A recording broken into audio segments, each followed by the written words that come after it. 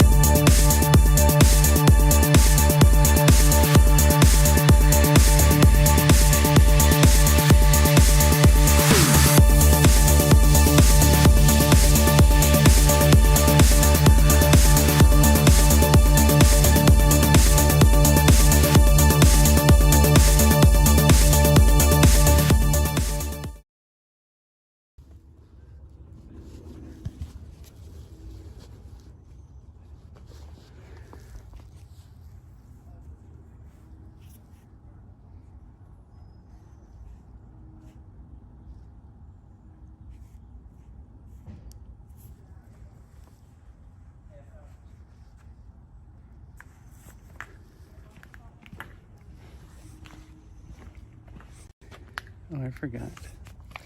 Wow. Let's do this now.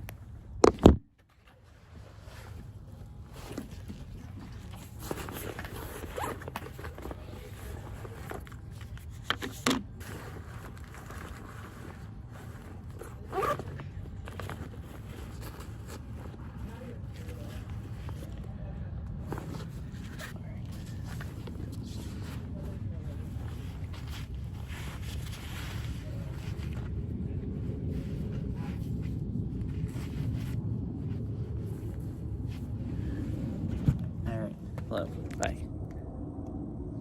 I forgot and left my battery pack in my pack.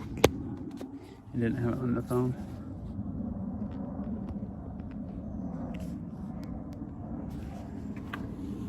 To keep the phone charged.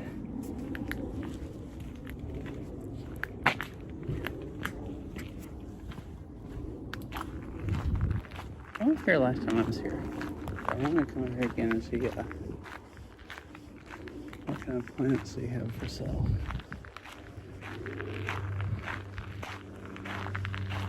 In case I want to buy some.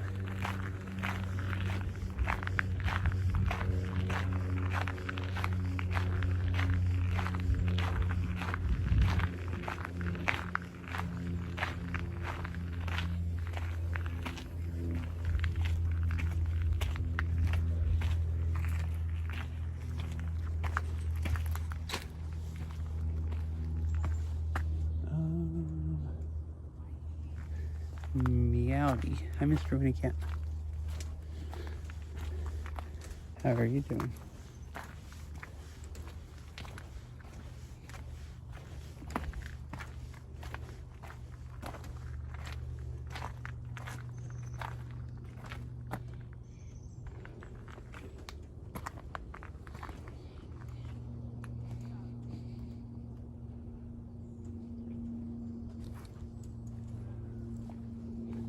Look here for bargains. I guess these are the ones we're trying to get rid of.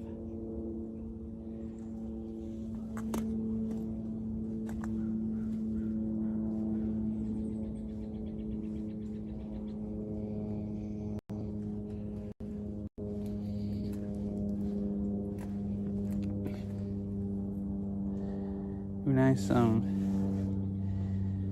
fuzzy ones. Oh, hello. Hey, Jet. Thank you. How are you doing today? Hi from the UW. I'm thinking about walking over there. Because I like going to like Foster Island and stuff.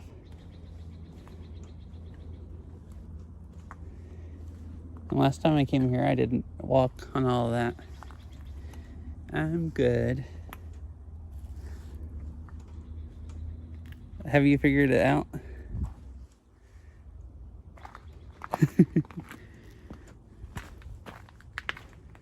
I assume so by now, but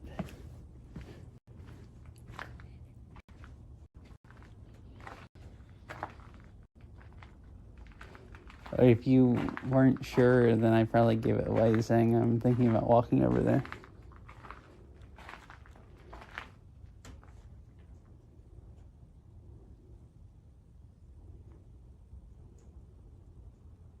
Clover. Or it kind of looks like clover.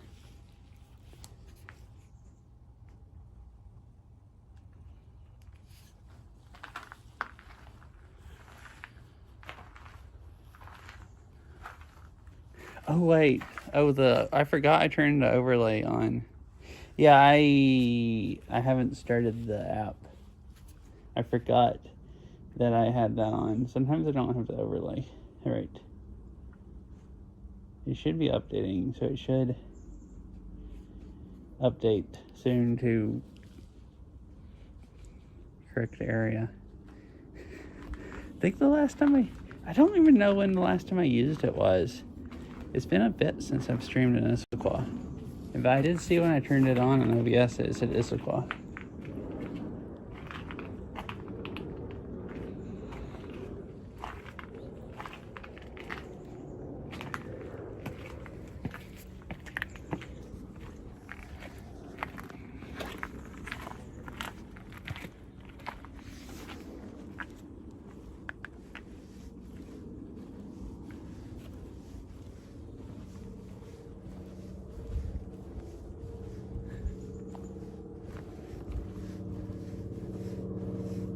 Bee Gardens, sponsored by Puget Sound Beekeepers Association. Caution stinging insects. Cool, they have beehives over there. And pretty cool.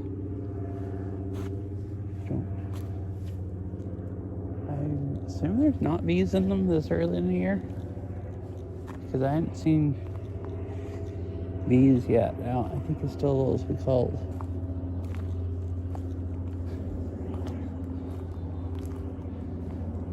It looks like the edible plants have mostly been eaten. Because there's only a few of them.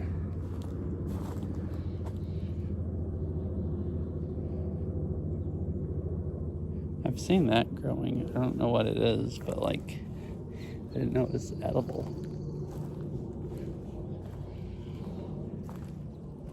Trees and shrubs. These two sections.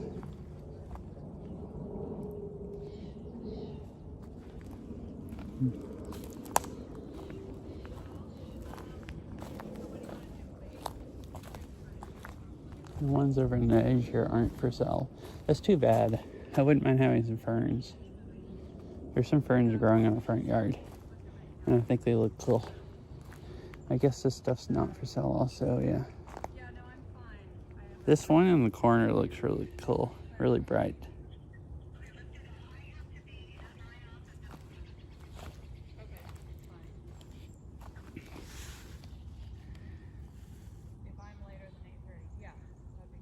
Hmm.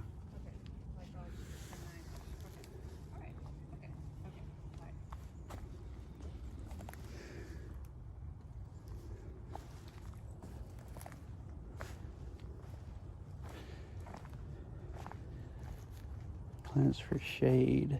Look at these.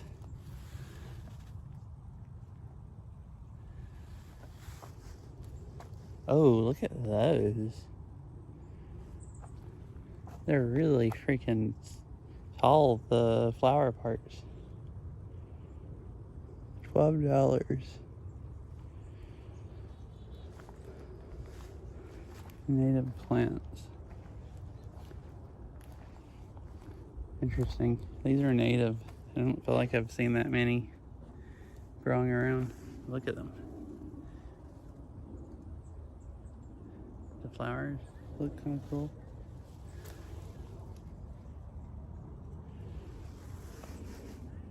Yeah, hopefully.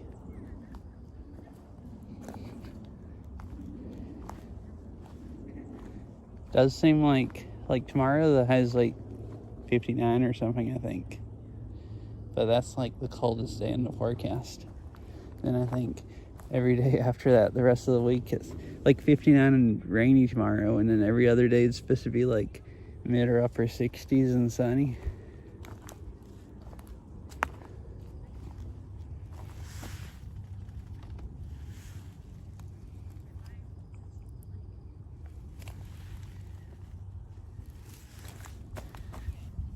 Oh, geraniums. I want some of these. I think. Isn't that what it says? Yeah. They like, I thought the flowers looked like that. They like grow, they're those ones that grow out. They have really nice flowers. Endospheres? No, I don't know what that is. $10. I'm tempted to impulse buy some geraniums. Maybe when I get back. Wouldn't want to buy them right now and have them sit in the car. It might get hot.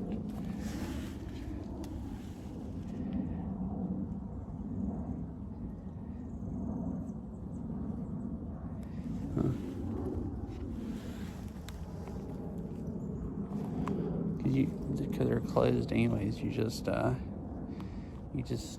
scan a QR code and pay them, and then take the plants.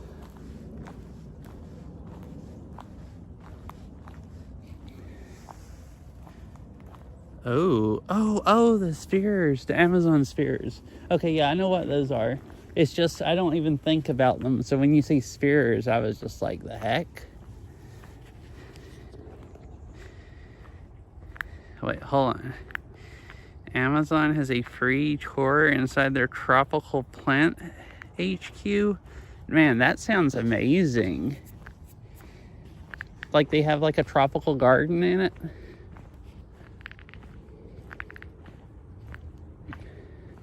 I thought the flowering trees would be over. Like the white cherry blossoms are, but I guess all these pink ones are. I don't know that these are cherry blossoms. They must be something else. But they're all blooming now. They're still really nice. There's a bunch of really colorful bushes down there. Oh yeah, that's why there's a bunch of, I think, the same kind of trees right here at UW that I saw that were just starting to blossom when I went to see the cherry blossoms at the quad. And I was thinking about walking over there to see what they look like. The whole building is plants. Cool. Yeah, I want to go, especially if it's free. That sounds pretty freaking sweet.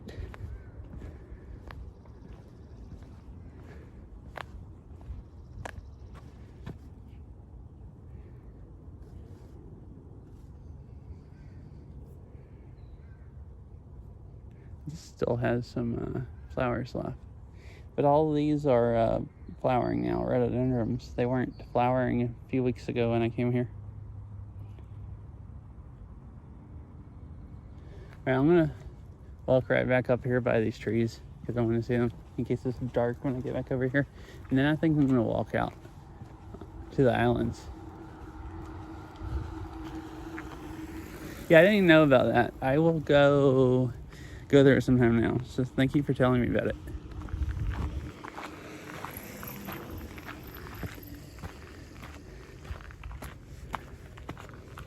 I might stream it if that's acceptable.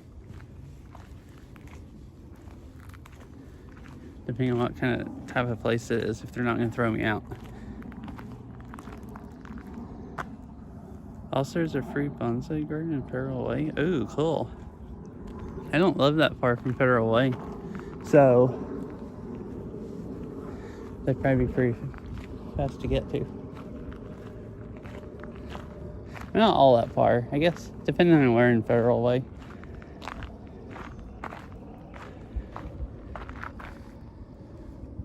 I guess maybe I'm about as close to it, or a little closer to it than here. But that sounds cool also. I know there's, I like in the botanical gardens and Japanese gardens. I know there's a few, like, I've gone to this a lot, Washington Arboretum, and I've gone to Kubota Garden a lot. And I've gone to, there's a SeaTac Botanical Garden a few times. And then, I know there's some more botanical gardens and like, oh yeah, and then I've gone to Seattle Chinese Garden or something like that is what it's called. And it had a botanical garden beside it. I've been there once. I went there like a couple months ago. But I know there's some more botanical gardens and stuff that I haven't been to in like Zapkin County and stuff like that. There's a big garden down in Tacoma, I guess. One of my coworkers said that's a really nice place to go see cherry blossoms. Like a few weeks ago when I was talking about cherry blossoms, I guess they have a bunch of cherry blossoms down there, which is too late for that now, but I've never been down there.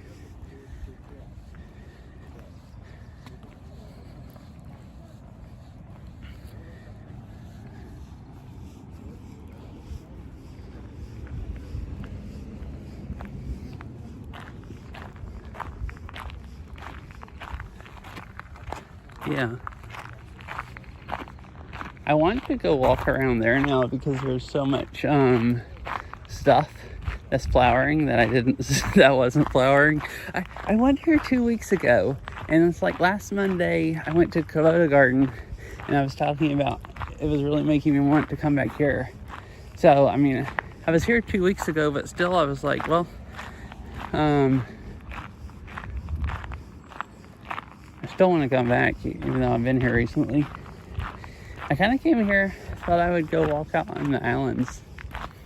But now that I'm here, I kind of want to just go walk around there also. But I think I'll walk out this way and just kind of try to go fast. And then get back over here before dark. And then maybe have time to walk around and look at stuff.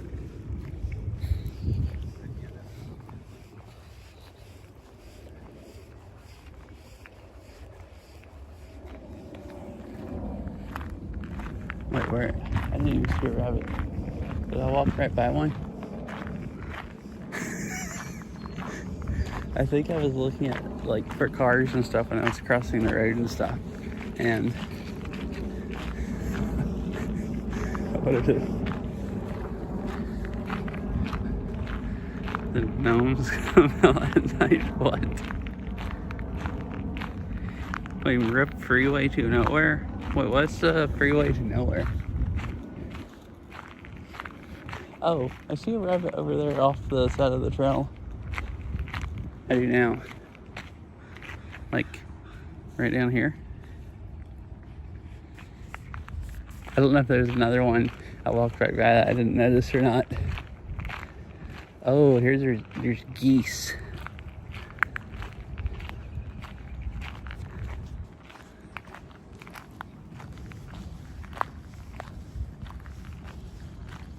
And 520 looks really backed up, like going into town.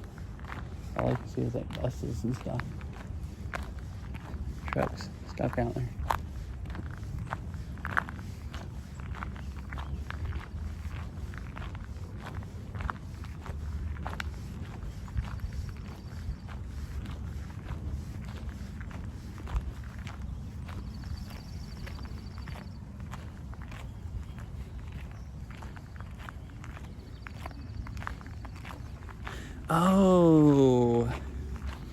Oh, I think I kind of know about that. Are those the ones that like kind of stuck out from what Google Maps calls the Washington DOT Peninsula or something? So like right over here. So here's the peninsula over there with the like, I don't know if you can see it through the trees, the construction stuff where that truck's driving. And I think there used to be an exit ramp that came off of that and like went out over the water. I didn't realize it was still there way after they maybe, yeah. You'd think I would have, but I clearly didn't. I knew there used to be ramps that went out there to the old 520 bridge, and then they built a new bridge, but I didn't know the ramps were still there for a long time, assuming that's what you were talking about. I think so. Okay. I found, so I like going to different places, looking at different places on Google Maps, and clicking around and trying to find like old street view.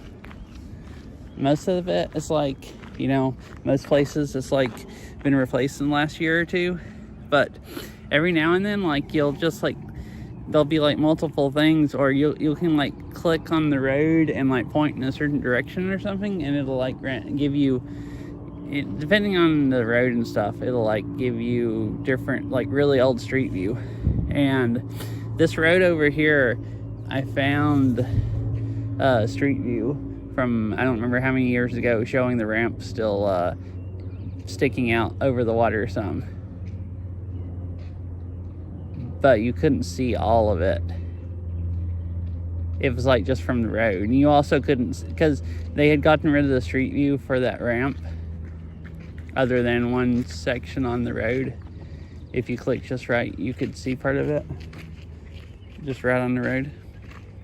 But I couldn't tell if the whole bridge was there or not in it, if I remember right.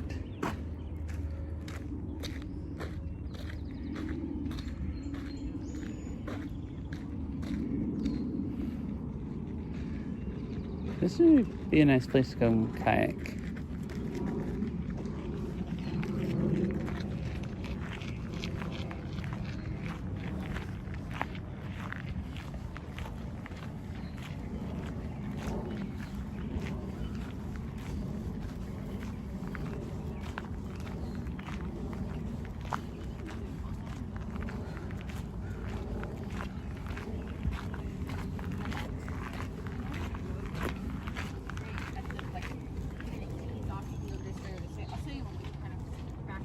I was walking on the yeah, there's like one down the, I don't know if anything goes in there. Yeah. But always did the where you got the place like that. I never did this. Kind of looks oily down there. I usually park in that. Yeah. Yeah. I know, because then even you and I, we walked, like, remember it got too soggy, we tried to go that way when we were walking those ends, like, no. Pretty cool.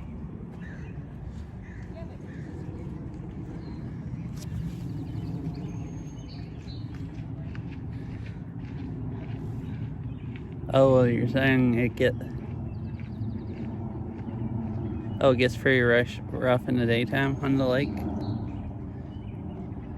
The lake, you can see a reflection of the plane in the water.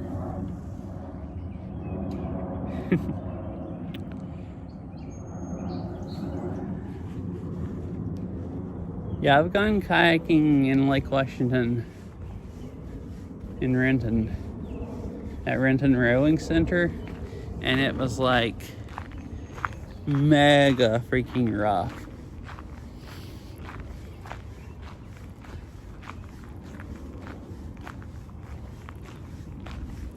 Like rough enough that I didn't really like it, so I went and kayaked up the Cedar River instead, so it would be like smoother water. It was like one day it was really windy, and there were a whole bunch of freaking boats and jet skis and stuff flying around out in the water, just going crazy out in the lake. Probably made more waves, and it was just super freaking rough.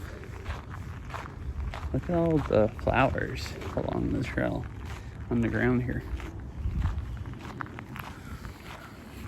I figured right here, well, right there, I guess in the swamp, like wetland area, it wouldn't be as rough. I figured over there getting close to Mont Lake Cut, it wouldn't be that rough either. But actually thinking about it,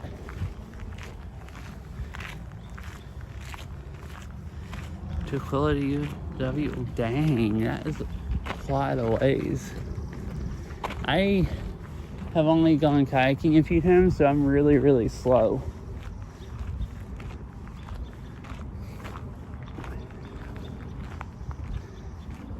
Should go down here. That whole area looks cool with the all the flowers and stuff between the trail and the water and everything. So I'm like really slow. So I don't know how long it would take me to go 20 miles in a kayak, or if I could before my orange just gave out.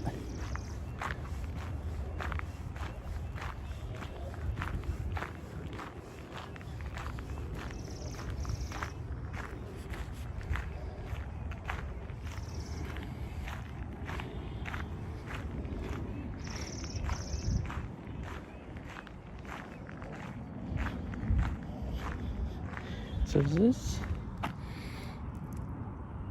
I saw the leaves and almost thought it was clover at first, but it's not. It's some other, just some kind of cool looking flowers.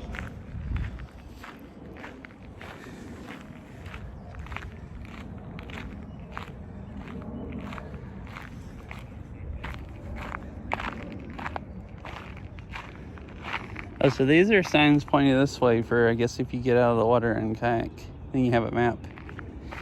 And it shows where you're at, so you're not just like lost.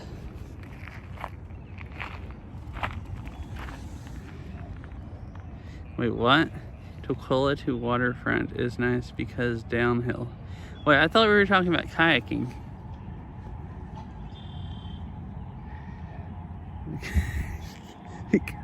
Kayaking wouldn't be any downhill or uphill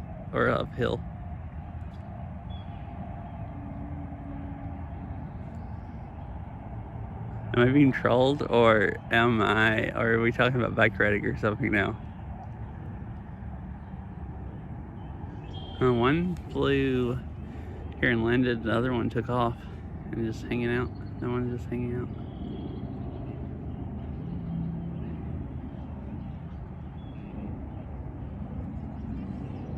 It'd be cool to get a kayak and kayak up in some of these areas. If you don't scare all the birds, you could have a lot of birds to see. With current. Oh, okay. Okay. I'm thinking downhill, uphill, like elevation gain, but like, yeah, you mean like downstream or upstream or whatever. Okay. Or like current wise.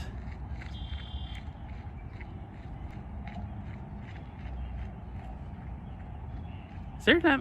I mean, I know from like Tukwila.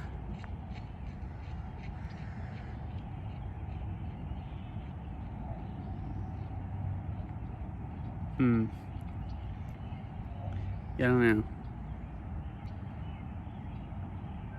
I know, like, theoretically there'd be, you have Cedar River running into the bottom of Lake Washington and the Sammamish River running into the top. So theoretically, if you kayak from one of those areas to here, you would have current going through the lake because the water runs out here. But like, I didn't think the lake is so large that it would be enough to actually help you, like, make it easier. Like I know, like, you can see the water running out into the lake for a while when there was something that made a huge splash right here.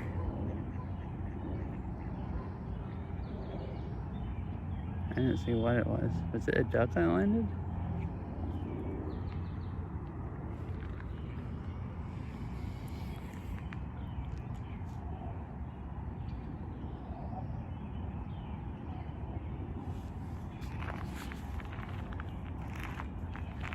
Looks like something's swimming around underwater.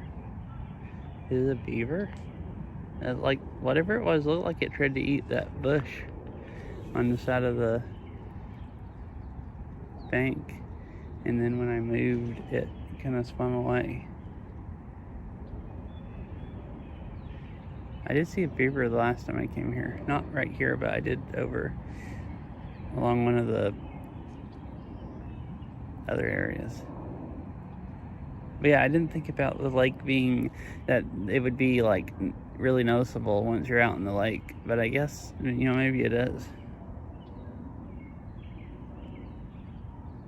And that'd make it easier paddling 20 miles.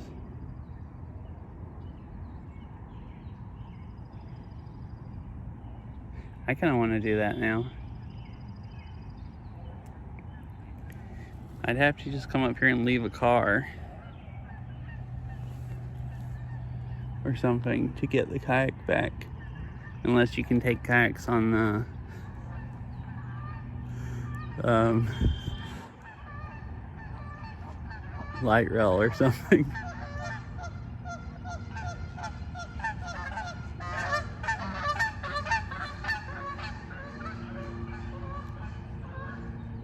And get it most of the way back that way.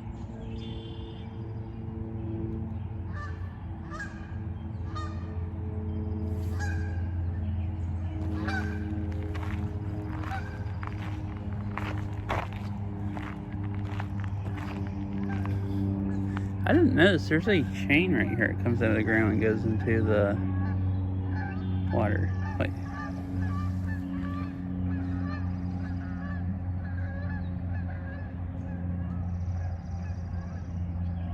Oh, wait. Wait, are you talking about going down like Duwamish River? I missed the waterfront part. You're talking about going out to the Sound, right? And not through Lake Washington? And you did say Tukwila, and Lake Washington's like Renton, the most south of it. 20 to 50 feet above sea level.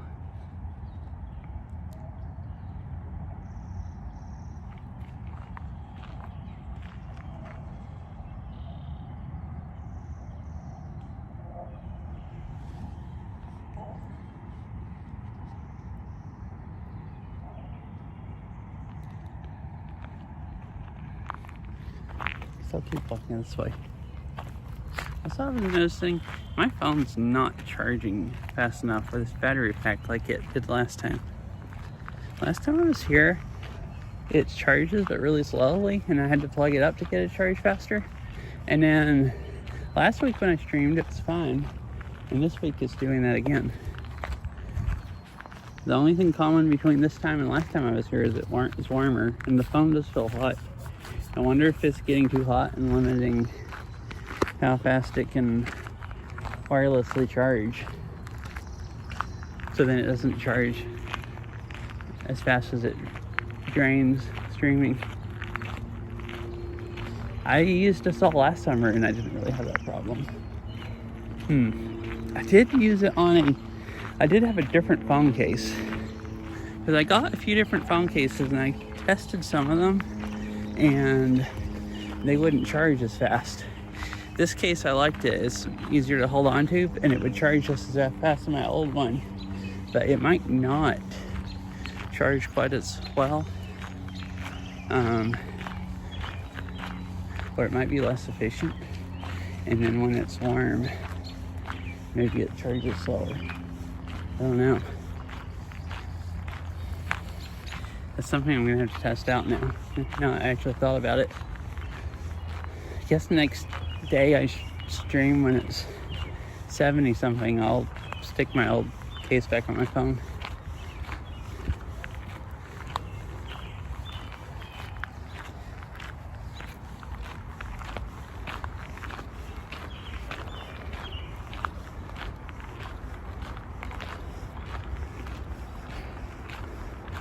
Yeah, I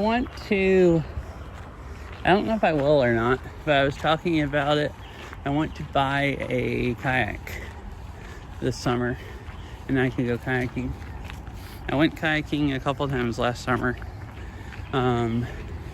Just went places and rented kayaks. Or I did 3 times, I guess. 4 times. So I streamed twice doing that, and I went kayaking with Beryl twice. Me and her went to Renton and went kayaking, and then we went to Bellevue to some place. Oh, hi, Ari. What's the best place to kayak? Depends on what you want. But, the one time I went to Renton, it was super, super, super wavy. I really liked kayaking in Lake Sammamish. There's a place at Lake Sammamish State Park that rents kayaks. And, it was the smoothest water. It was a lot smoother than Lake Washington, but it could have just been the day I went also. That it was like less windy or something. But the route in this. Okay, cool. I'd like to look at it. But thank you.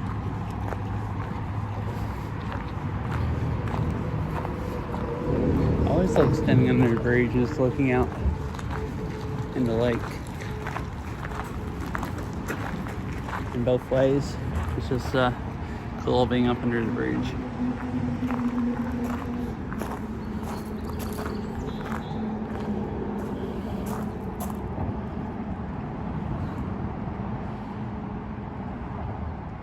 So there's somebody told me about it when I was here last time.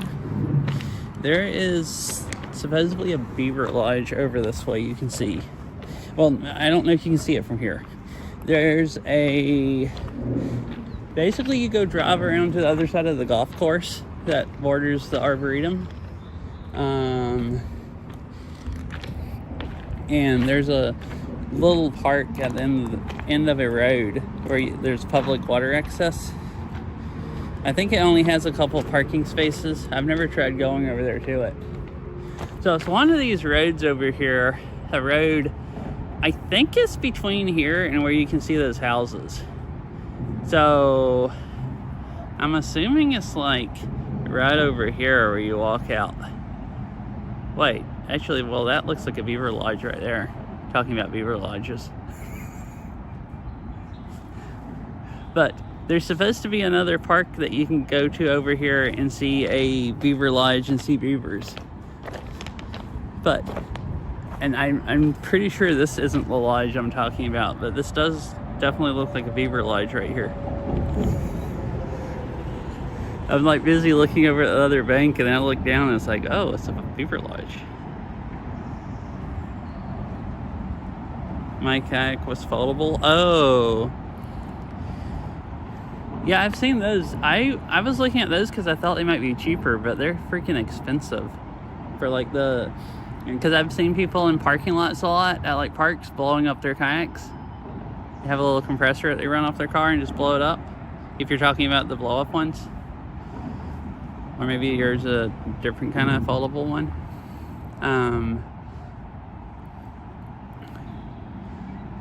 But they're like $200 or $300 for the nice looking ones that I wouldn't be worried about them sinking. And you can go buy a used kayak for $200 or $300, depending on how nice of a one you want. Or at least they were that cheap last time I looked at Facebook Marketplace.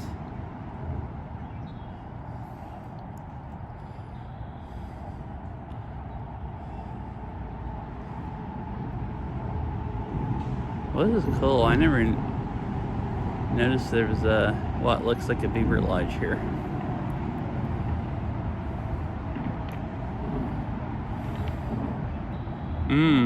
Interesting. Cool.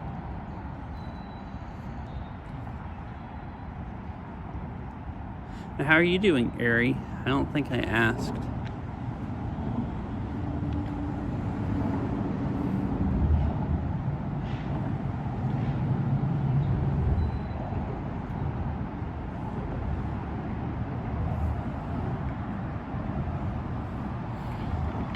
Are you gonna go kayaking, Ari?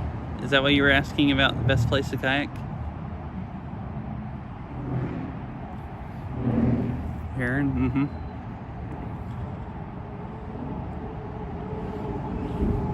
Doing pretty well. Well to okay. How are you doing? I'm good. Really nice day, so... Oh, there it goes back the other way.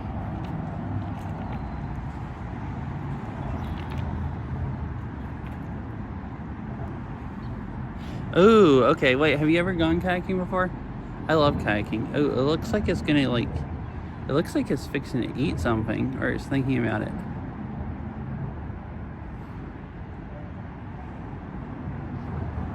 At least it looked like that to me, how it had its, like, neck stretched out.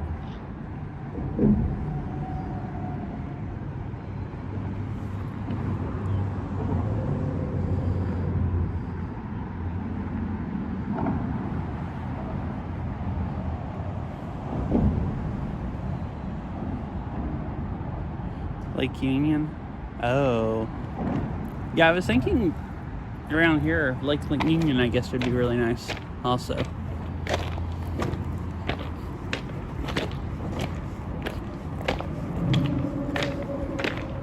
But yeah, Ari, last year, me and Earl went kayaking at Renton. It was super, super wavy.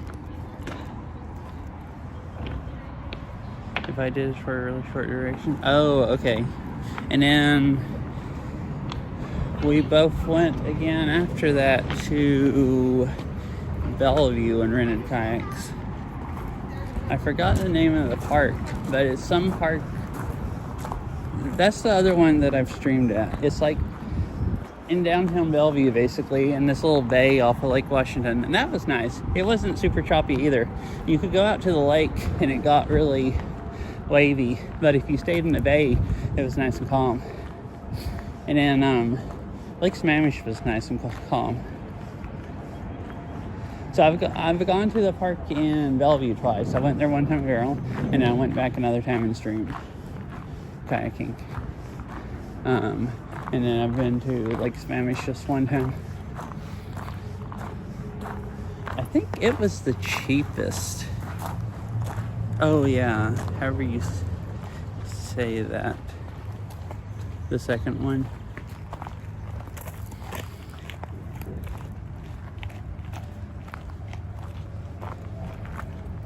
Oh, I forgot. Yeah, the same company. That little, so I've seen people kayaking a lot at Mercer Slough. Mercer Slough, I guess is how you pronounce it. And I forgot there's a little park where it like runs into Lake Washington, basically, where they rent kayaks.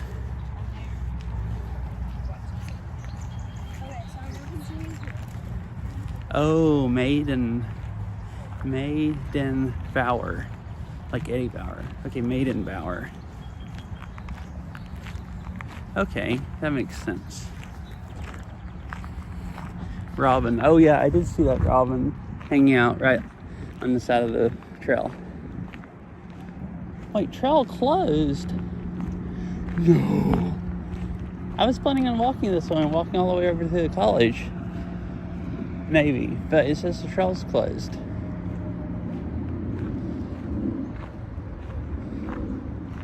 The waterfront trail between East Montlake and Foster Island is closed to address damage to floating sections of the trail, hazardous trees, and unsafe surface conditions. Well, heck. Well, I guess I can walk to Foster Island, but then I can't walk. I'll have to turn around and come back. I can't go all the way to, I was going to go to East Montlake and then go across on the bridge and walk over to the UW. The trail's open. Oh, it is? Oh. It's just wet. Oh, okay, cool. Thank you. Right, he said the trail's open. It's just wet. It's probably not officially open, but I don't know if there's a trail closed sign, or either they put the trail closed sign up when it was flooded and it's not flooded now, and they just hadn't taken the sign down. All right, so I can go that way. He said it's just wet, so depending on how much mud I want to walk through, I'm gonna go see how much mud I have to walk through. I've tried doing that in the winter. There was one stream I went over that way and I turned around, and then I come over here and I'm looking over back that way at part of the trail, and I just see someone like walking on the boards on the side of the trail and then like lunging trying to get across the mud, and I'm just thinking like, yep, I'm really glad I didn't go over there. And I'm not the one doing that right now.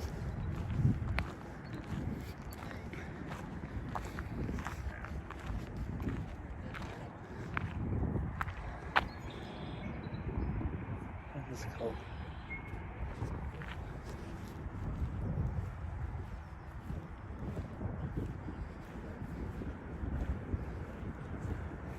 It's cool. I've always come over here and like looked at the stadium and stuff over there, and I'd never been over there, and now I have been over there. Not like right at the stadium, but pretty close.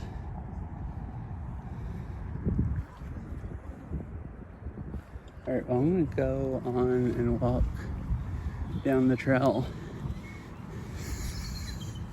Alright, it's time to go mud bogging. Or either. So I wonder if the boardwalk is wet and you have to walk in the water, like lake water, or if it's muddy.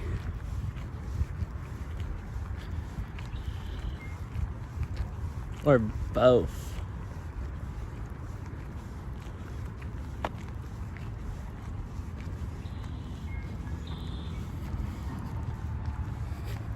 So yeah, I was thinking going this way and then walking over to UW, and then coming back I'd just go on that new trail that goes over 520, the bike trail or whatever, walking / bike trail, and then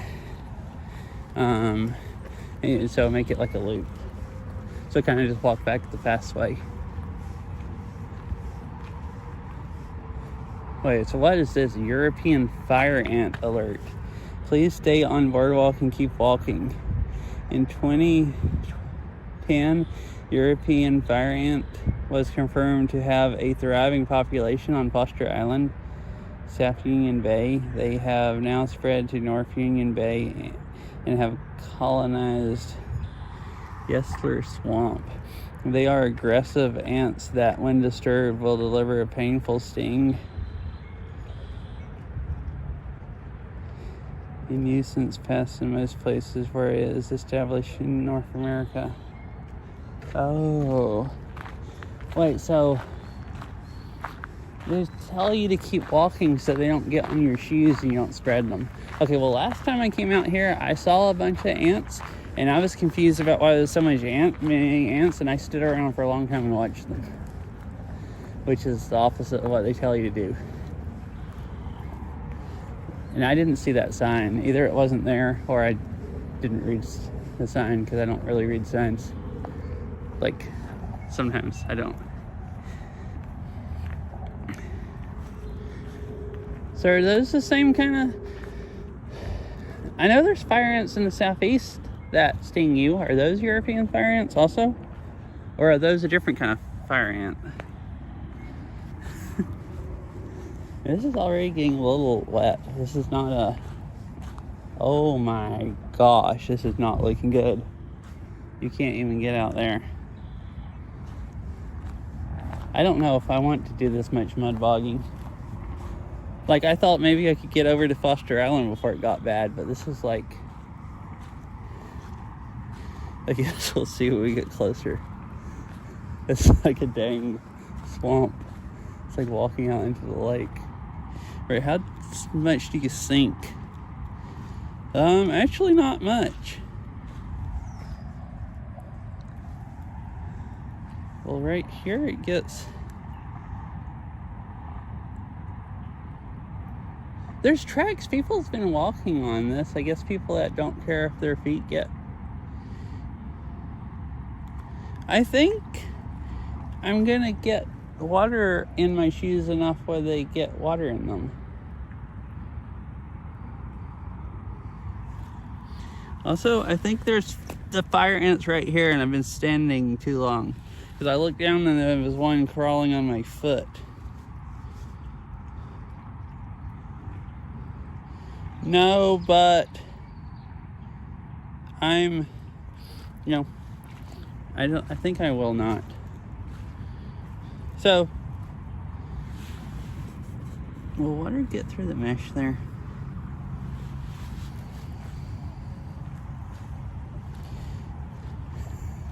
I'm already sinking enough where the water's going.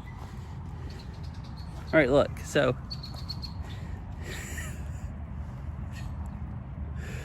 The keyword is yet. You don't sink much yet. Yeah. Okay, now I'm getting bitten by the European fire ants. There was a whole bunch of them in one area there. I looked again and saw them climbing on my shoes.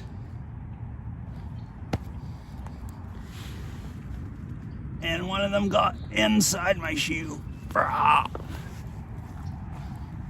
Yeah, I am. And I'm also gonna swat all the rest of these ants off my feet. Right. I was wondering if that guy in the dog was gonna go over the trail. I wanted someone to demonstrate to me how to get through that water, but they're turning around also. Well, I need to get them off my feet. I don't want to spread them. I actually don't see anymore now. I kicked my feet together multiple times and swatted them off. Like, I don't want to spread them over to the Arboretum.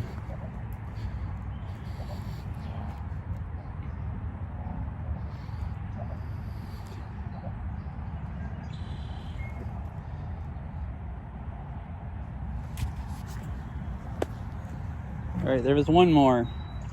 I just murdered him. All right. I think I'm ant free. I think. So I didn't notice until after I stood in it. But there was a trail of ants right at the edge of the water going across the trail, and I happened to be standing right beside it. So they swarmed one of my feet. I only got bit once. Mostly I'm worried about spreading them, but I could only see one ant back there.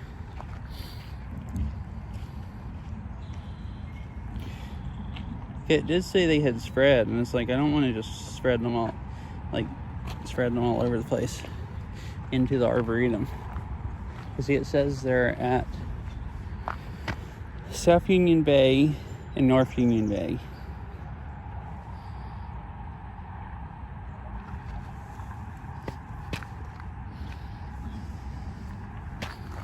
All right, I found one more.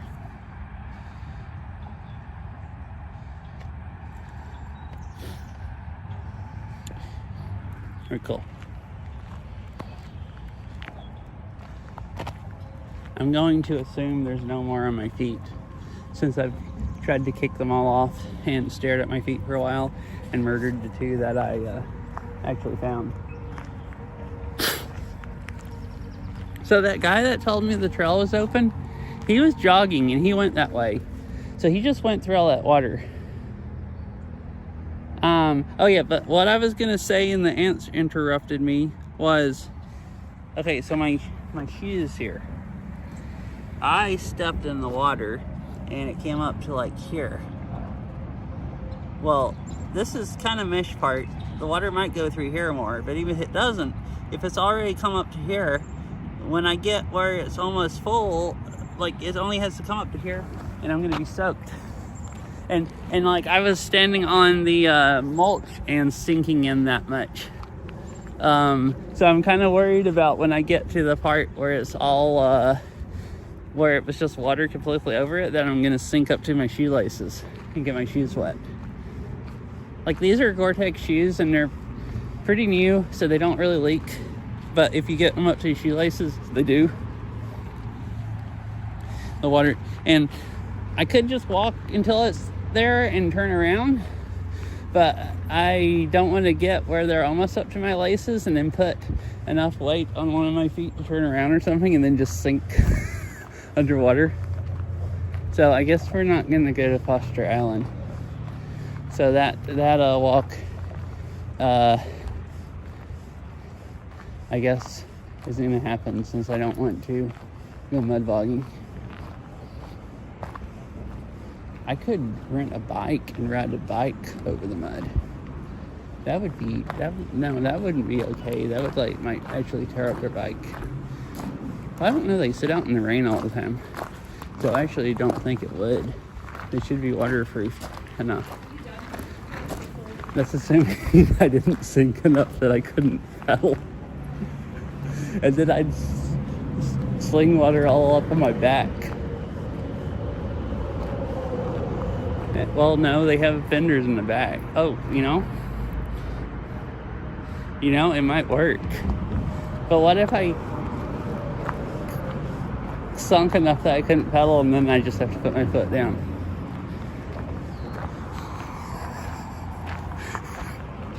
I just think it's funny that I'm even talking about it. And I really want to go back and walk out into the water again. I feel like I didn't try hard enough. Since I didn't let the water I only let it get halfway up to my laces. And it's like there was other people going. Like, are they just crazy and getting their feet wet? Or am I just stupid and turned around too soon? And I'm not actually going to sink anymore. And it's like, now I don't know.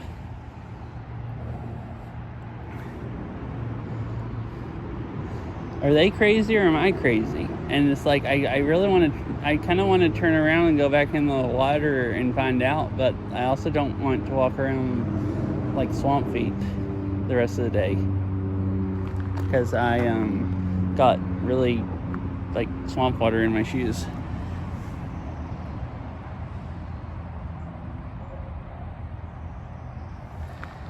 I'm also probably going to get bit by more ants, so I guess maybe not.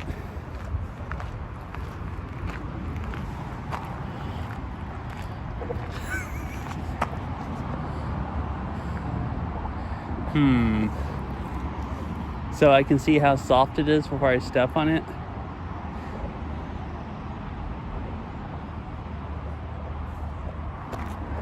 I mean, I could just walk down the road over here across 520 and go over to UW still and go out to Foster Island that way, because it's a boardwalk and I would like to think that would be out of the water.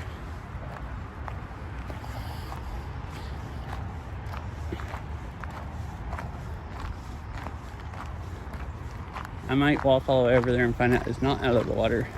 But worst case, we can still go walk around the UW campus. I don't know. Anyone have opinions? Arboretum, which I went to 2 weeks ago, but I could walk around other areas than I did 2 weeks ago. So Arboretum and look at flowers, or walk to the UW campus. And I was wanting to go there to see those pink cherry blossom trees, or if they're not cherry blossoms, whatever kind. But I found out there's a bunch of them here at our Arboretum. So now I don't know if I really care if I go over there or not. Mostly, I like going over out on Foster Island.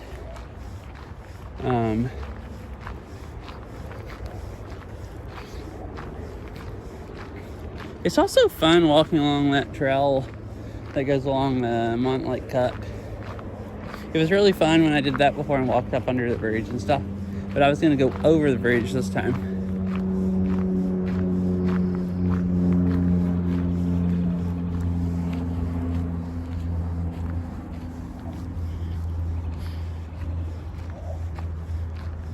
I should have brought boots. I really actually should have. I think to come here in the winter, if it's not like the middle of this, if it's not like the fall where the lake level is really, really, really low at the end of the dry spell, I think you need to bring waders with you if you want to go out to Foster Island. Maybe west than north. Like, so you're voting on going to UW? Like, I could walk over along the road and that trail, the one that goes over 520, and walk that way.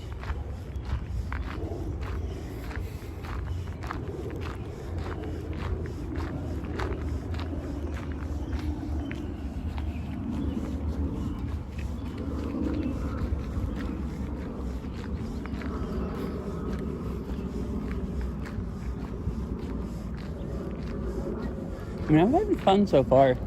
It was really nice going over there to the edge of the water and seeing all the birds and stuff.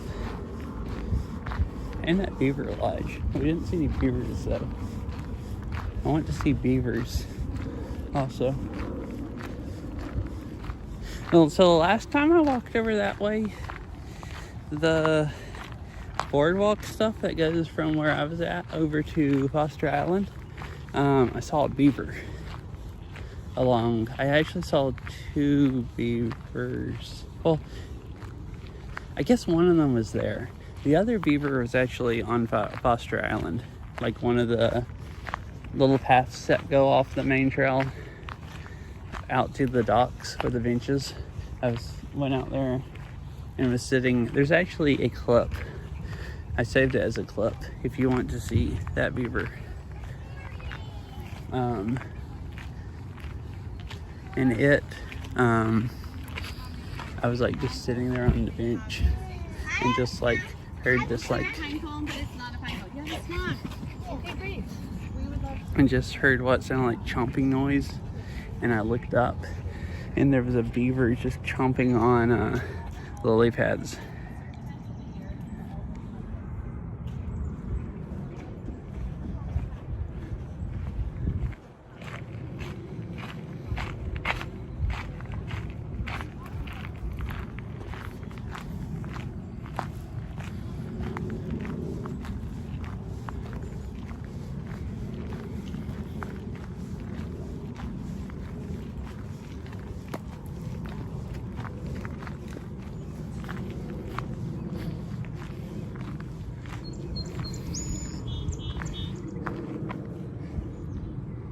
So the guy that was jogging, that told me the trail was open, that it was just really wet. I didn't notice how muddy he looked, but I don't think he had sunk up to his ankles, because I feel like I would notice that if I saw somebody running by and their like feet are just like caked with, you know, you would be caked with mud, because that wasn't muddy, because it was all like mulch they had put down. Like the bottom wasn't muddy at all. You just get your feet wet.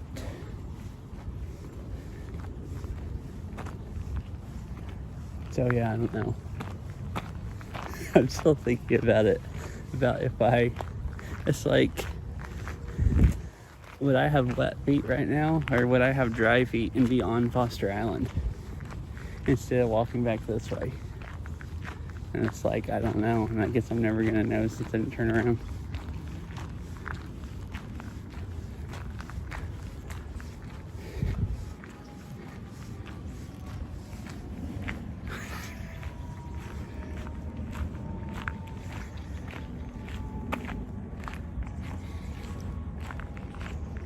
My phone's dying fast. Already at 50% battery life. I think it doesn't seem to be charging at all. And the battery pack's still fully charged. I mean, I guess it's charging a little, or I think it would be lower than 50%, but not charging very fast.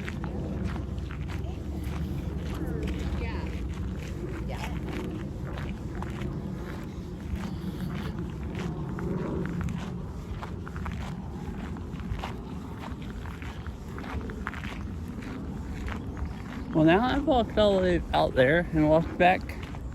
I don't know if I really want to walk back over towards the college again, because my feet hurt and I'm tired of walking.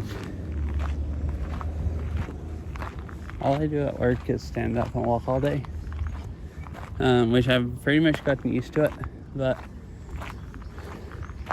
I guess maybe not used to it enough that I want to, I mean, I could walk over there.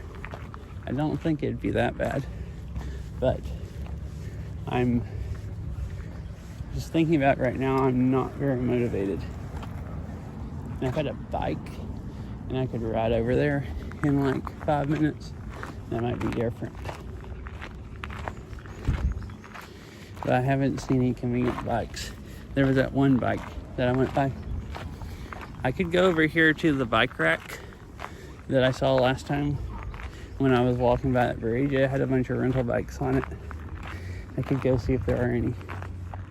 Oh, actually, I could just look online and see where they're at, because it shows where they're at on the map.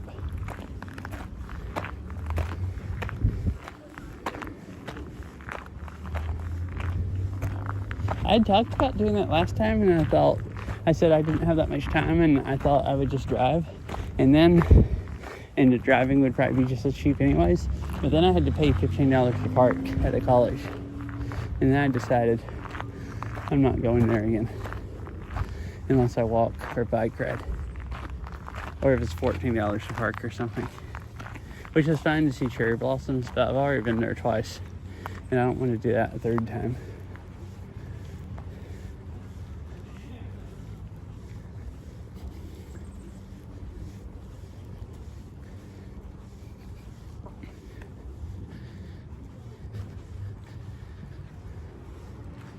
Alright, so I guess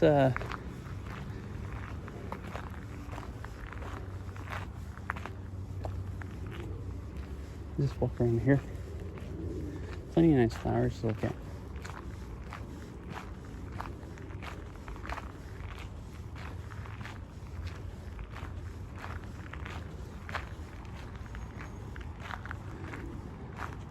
Yeah, I figured since I've tried walking out to Foster Island before, and it was muddy, like in the spring, but it's been so dry this spring compared to like last time when I thought it was that I thought it wouldn't be as muddy, but I guess I wasn't thinking about it's not really muddy from rain.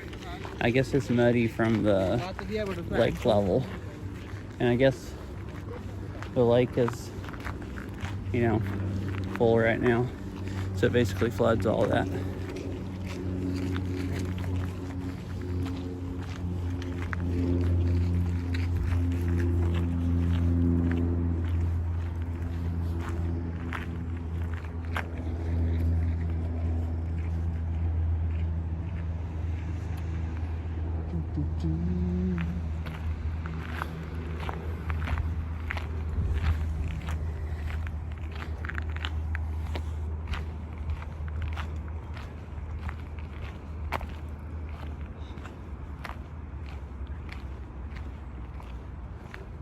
This is the Oaks area. Looks like some of them are just starting to get their leaves. Like, I assume this one's the oak, or this one right here, but then like these don't have any leaves yet. Oh, and this one closest to me, I guess, is probably.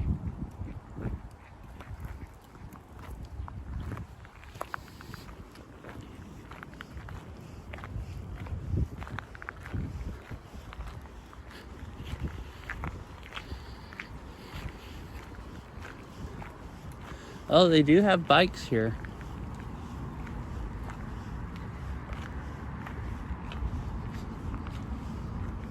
So yeah, how I was gonna go is go across Foster Island, and then coming back, you can go across 520 and go down the trail over on the other side of the road, and then come back across this bridge right here.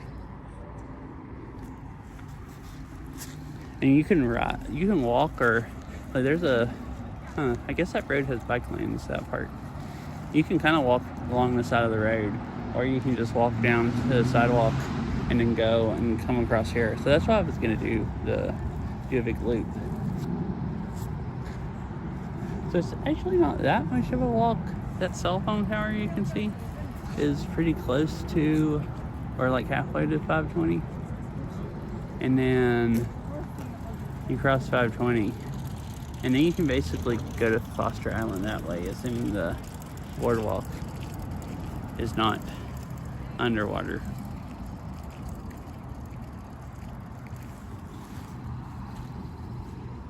What does this sign say? Arboretum Spring Plant Sale, Sunday, April 26th. Cool. So they have all those plants anyways, so I guess they'll have even more. Oh, this must, maybe all the plants along the edge that they're not selling right now, and in some of the buildings. Well, I was thinking about that also. It's like, I was thinking about going over there and, like, you know, hanging out. I mean, I probably could sit on some of the benches that are up on the, you know, the docks. I doubt the ants go up there or can get up there. Well, I mean, it can. Even if things are over water, they just, but I don't know why they would just climb out in the wood. There's nothing to eat out there unless people drop food. It's like, I thought it'd be fun to go over there and look for beavers, but like, not if I have to worry about getting eaten by fire ants.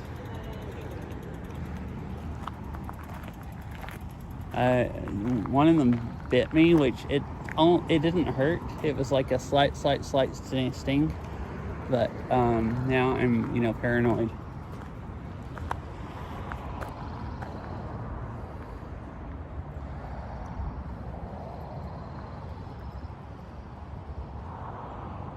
Well,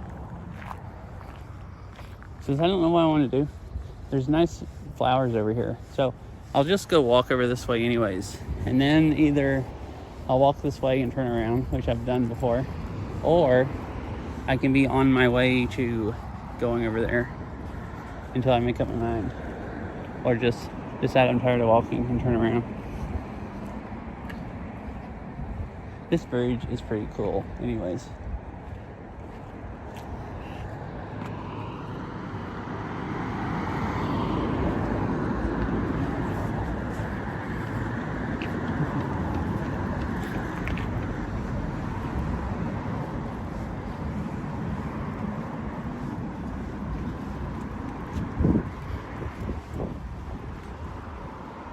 Oh look, here's a bunch of these plants I've been talking about that really like water. And they're growing on this ditch here. The ones that grow those yellow flowers. And the huge leaves.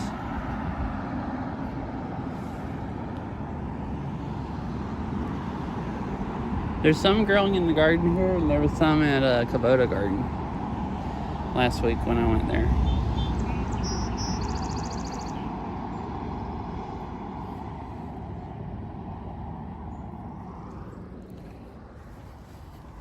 No cyclist part of spotted yet.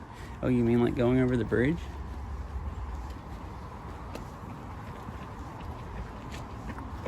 I saw somebody walking a bike over the bridge earlier.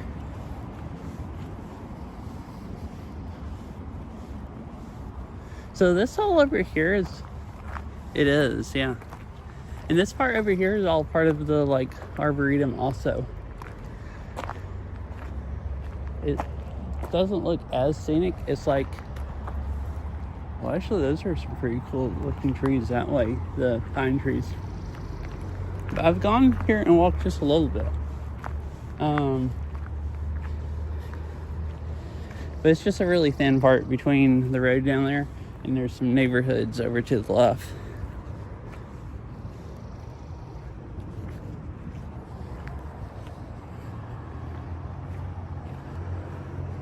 Wait, truck emote.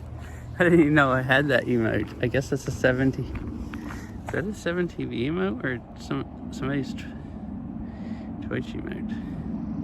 Oh, this app won't tell me. Won't let me click on it and see.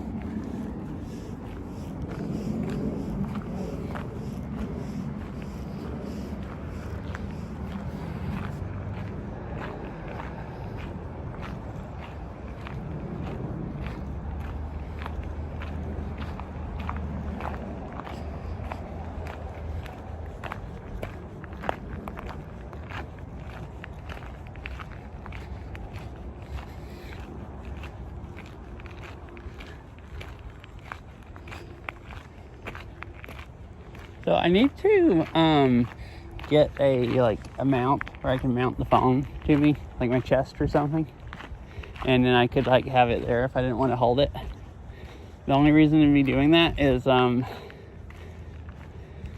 would be more likely to go all the way over there if I rented one of these bikes, like the multiple I've gone by, and just cruised over there.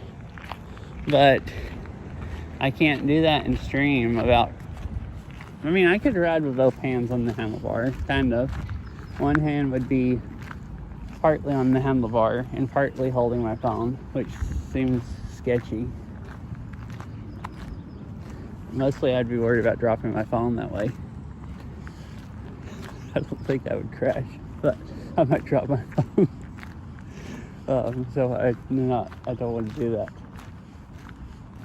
Oh, down here's a scooter. That would be even more treacherous, though. Oh, see, here's another bike. So, So, why have I like this? I could just sit my phone in the basket on the front, and you'd be able to see the sky and see the trees that I'm going by. So it could technically be a stream. Just like, would it be watchable though, or not?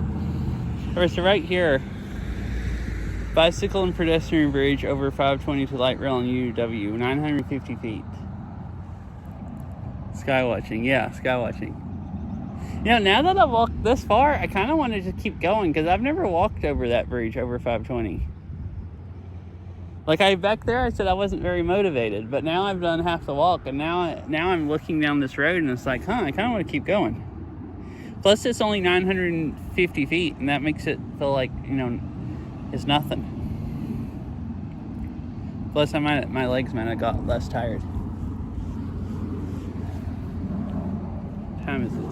6:31. I had told myself that if I went over to UW, I could get coffee at Starbucks. There's a Starbucks there, but the Starbucks there closes at 7, and it's 6:51. So I'm not, or 6:31. So I'm not gonna get over there in time to get coffee, which means I just don't even get to drink coffee at all.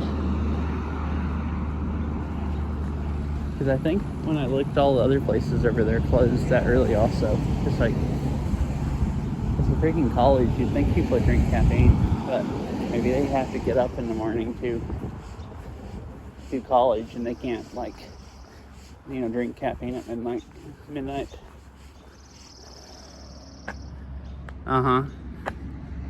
The tree one. I should have good bit rate right now. Oh, I was thinking there was a coffee shop actually down one of those roads. When did that one close?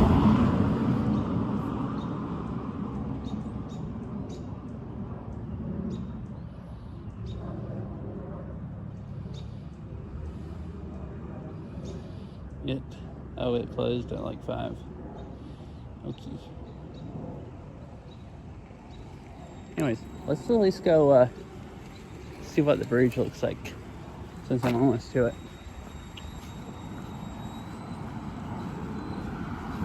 Maybe go to Foster Island, or maybe not.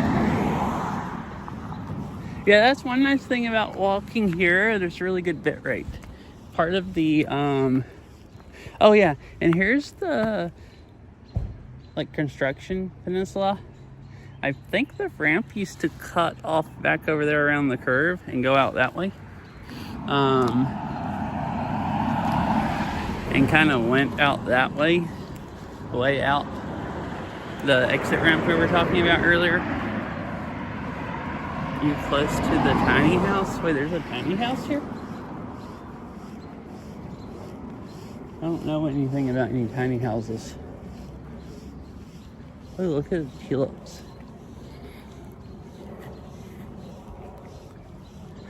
Oh, thinking about tulips. I had thought about going to, so I guess there's a tulip festival up around, like, it's a door wide. Wait, really? So it's like basically a hallway? Like super, super thin tiny house? I kind of want to go see that now.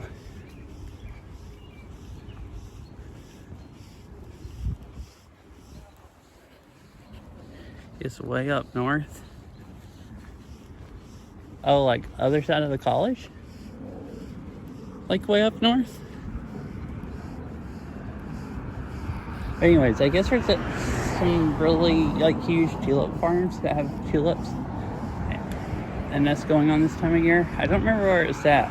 Arlington or Mount Vernon or someplace like that. Way up like north of Everett.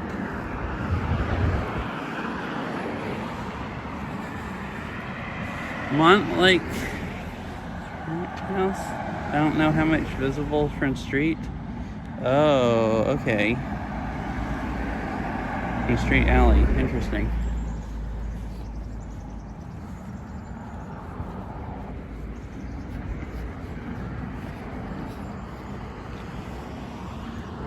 Yeah, I haven't either. I didn't know about it. So like, I had never heard of, so here's the bike / walking whatever trail. I've thought about coming over here sometime and riding a bike across the 520 bridge and then riding back down that way and riding around the Arboretum.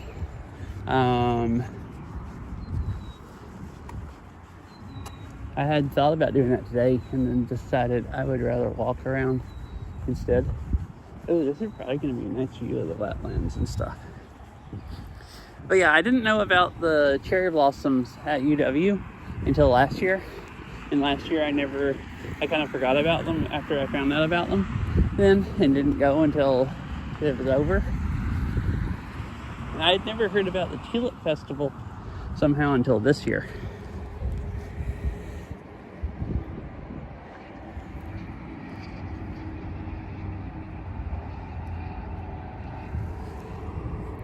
So I guess you can walk down there also where the gravel is.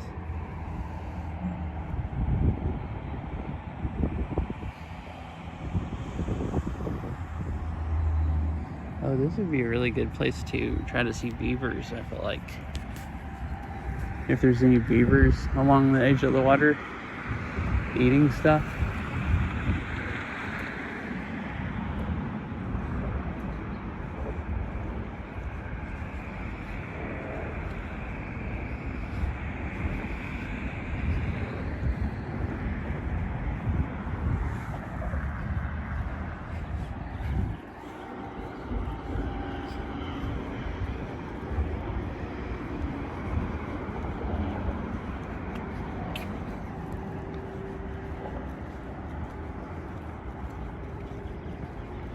Okay, so I thought maybe that was a trail down there and you could walk on it and maybe go under the freeway, but it just goes down to this stuff and ends.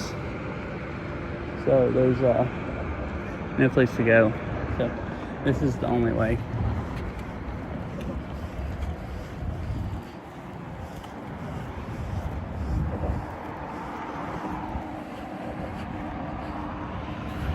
Or the only good way.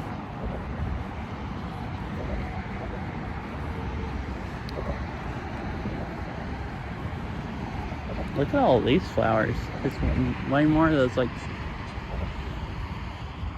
Oh, look, these here are kind of pink.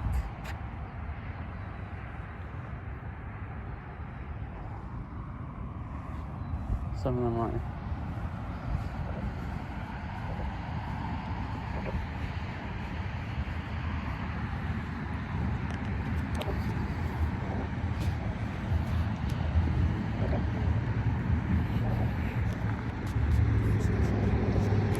Hold on.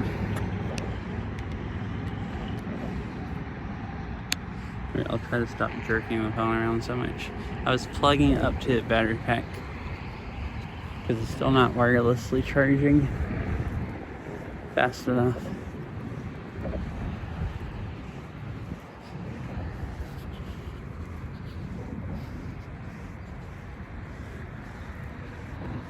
Oh, you can see the mountains really good from up here.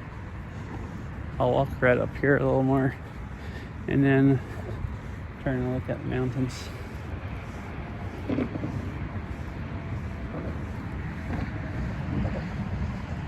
Yeah, that's what I was thinking. And I didn't do a lot of researching of it, but it also sounded like you had to pay money to go to it. All right, this is a good place.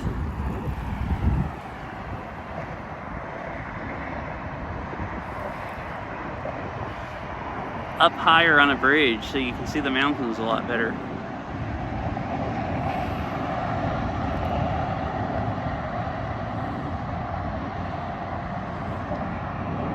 And it's like, so I had thought about going up there, like trying to go up there today or something before it was over, before all the tulips are done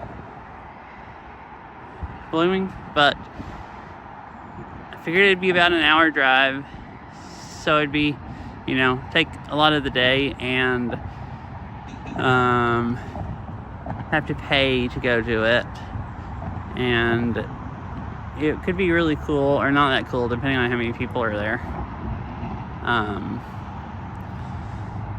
And you know, I figured probably wouldn't be a good thing to stream.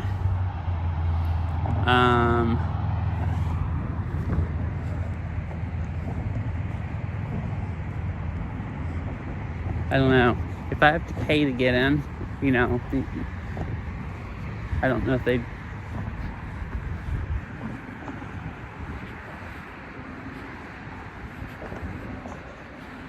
It's for people that like flowers, tulips, during the local area. Oh. Well, I mean, I do like tulips. I do like tulips and flowers. Like, I spend half of my time like walking around gardens looking at flowers. But, you know, alright, so this is where I walked before. There's the path down there, and there's Foster Island right here.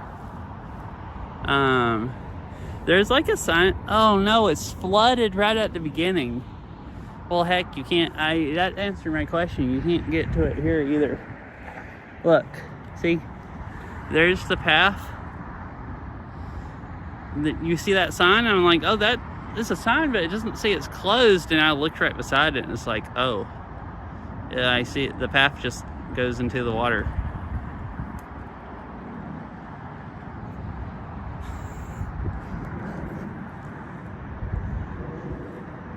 Oh, the other side's like that also. Oh no. Right there just looks like the bridge going into the water. Like no path. At least that's what it looks like from here. So I think that's a lost cause. I wonder if the whole island's underwater. Like, I figured once you got up like on the island, that some of the path is maybe a little bit higher, but not that much higher. Ooh, see, this is what I want to be doing. So this is actually around where I saw the beaver. I don't remember his here. And also, I don't know that this is Foster Island. I think the one over there is. So I don't remember. I think there's a dock. Oh, there's that dock right there. You can actually see. So yeah, so there's another dock over on the other side of here. And that's where I saw the beaver at. But anyways, I was talking about there's people kayaking down there. I think this would be a fun place to go kayaking at. Like go kayak around the island. It'd be a good way to see it this time of year when you can't actually walk on it without mud bogging. And probably a good way to see beavers.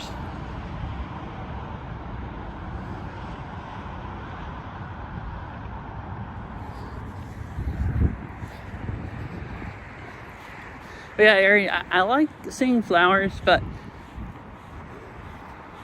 so I'm gonna say this right as I walk beside a freeway where it's loud.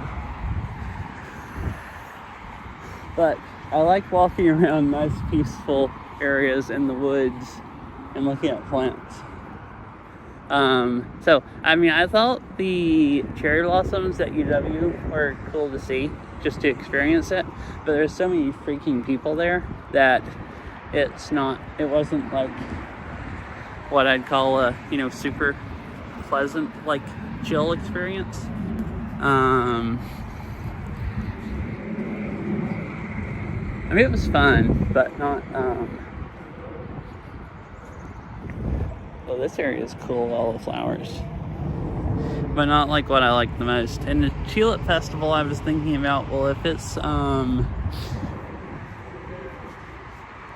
really popular and you pay to go there and everything, it's probably going to be really, really busy.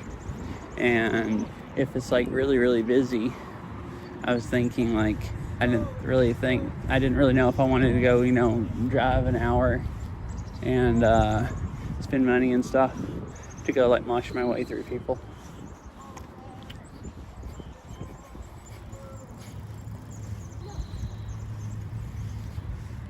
So I just didn't end up going. So I'm not even gonna walk down there to where the trail cuts off at, because I can see it from up there and it looks so muddy that, or it looked like it was just literally underwater, that I think it's just completely lost cause. This park over here is nice. Ooh, wait, is that a barge? There's a freaking barge going through the cut right now. That would be cool to see. It looks like it has, at least a possible Black Friday version. Yeah, that's what, ooh, look at that barge and tugboat.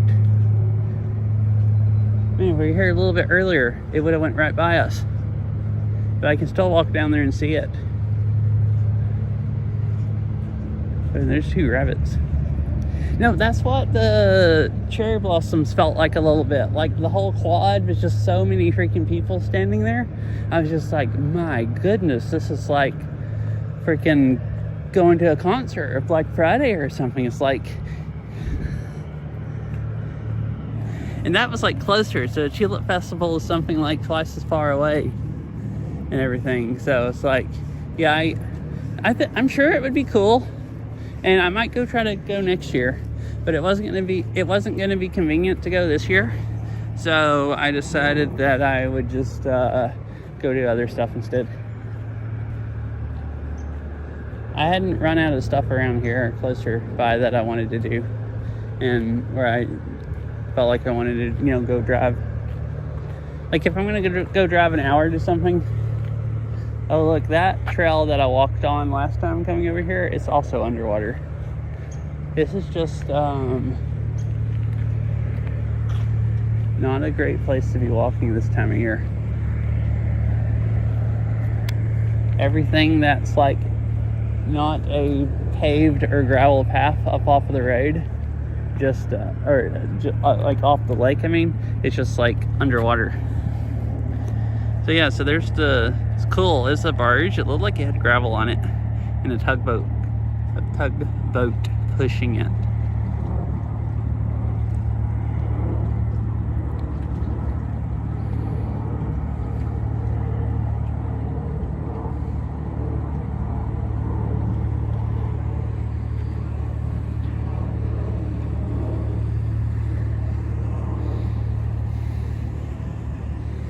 So I've walked here before, this path that goes up the hill, there's stairs that come back down with a path, and you go up under the bridge, like down about the same level as I am over the water now.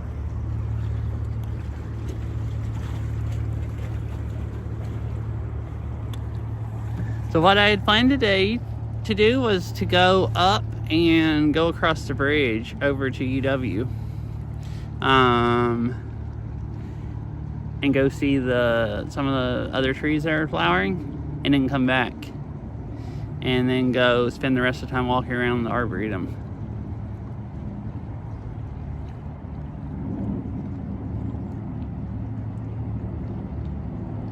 I don't know if I really want to go over there all that much. There's a bunch of trees that look like they had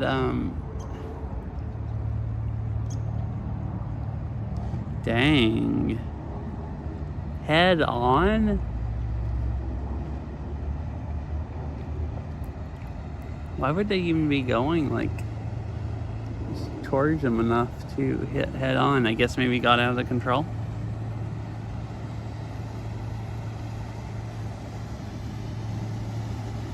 Oh, I just noticed the light. It's a green light to tell you if you can or can't go through. They have traffic lights.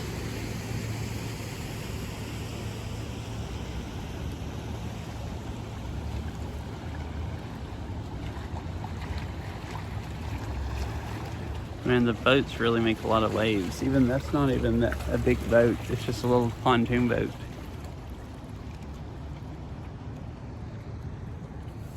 Oh, okay. Oh, the real big ones that take up the whole place where you can't have like two boats go through at the same time.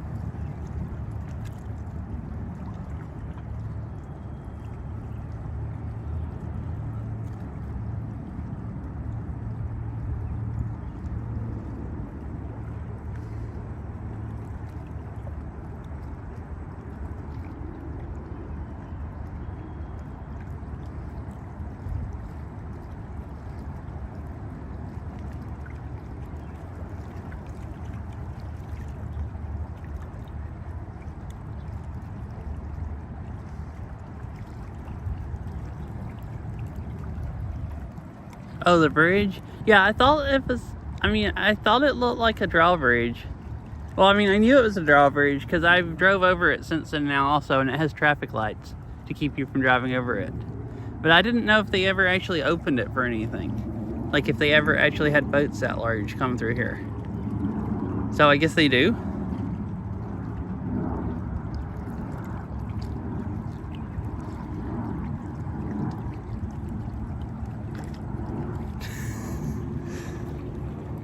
Yeah, it looked, last time I came through here, there were some people, like, about the time I was going under the bridge, there was two guys in kayaks. And it was right after a bunch of big boats had come through, and, like, it was rough. Like, one of the guys, I was, like, wondering if they were gonna, like, capsize.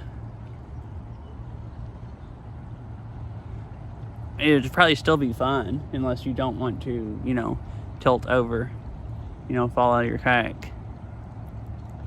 But it's like that one little pontoon boat, like I was pointing the phone down where you could see how many waves it made. The big boats make like huge waves through here. So I bet the locks are like the same way.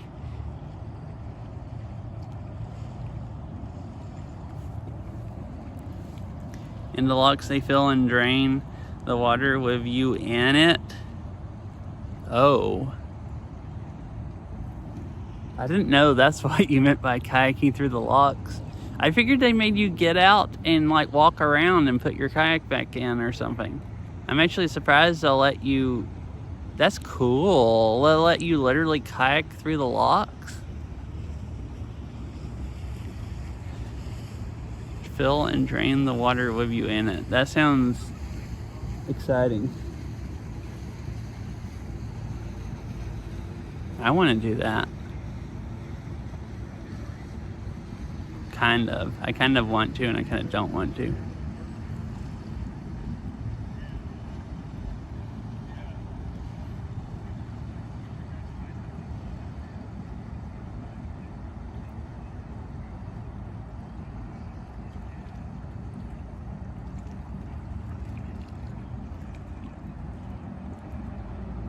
Oh, yeah. I saw there was a loudspeaker right here under these traffic lights.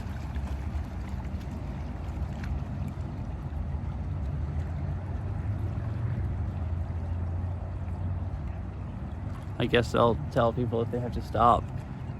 So I guess they tell you where to go and all that stuff, where you don't drown or get.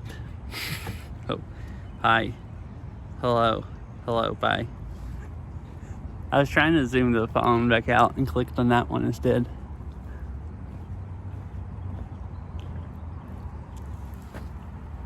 Huh, it looks like they're redoing that building. It has plastic all on it. Oh yeah, Ari. I was talking about it last time when I went to UW. So the library is, I wasn't sure. I wasn't sure, if I could go in it or anything. I was wondering if it was open to the public. It is open to the public. So I had thought about that today. Oh, that's the old crew building? Oh, interesting. But yeah, I had thought about that if I went over to college today, going into the library. I think since it's starting to get dark, it's like, what time is it? Like an hour until sunset? I think I'm just gonna go back to the Arboretum and walk around the Arboretum.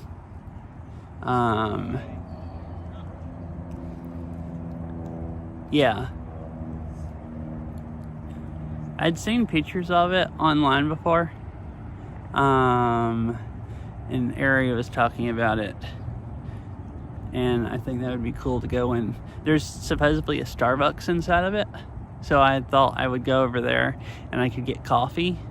Or at least Google Maps says the Starbucks is inside of it. So I thought, well, maybe I could go over there and see it and get coffee. I mean, I could still do that, just minus the get coffee part. I think the library is open until 8. But, I kind of wanted, after I saw how many flowers were over there, I kind of want to walk around the Arboretum.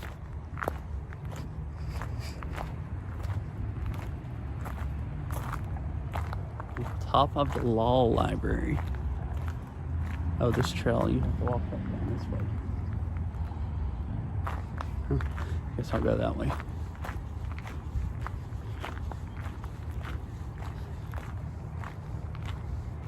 Yeah, I was looking on their website. They have like a bunch of libraries.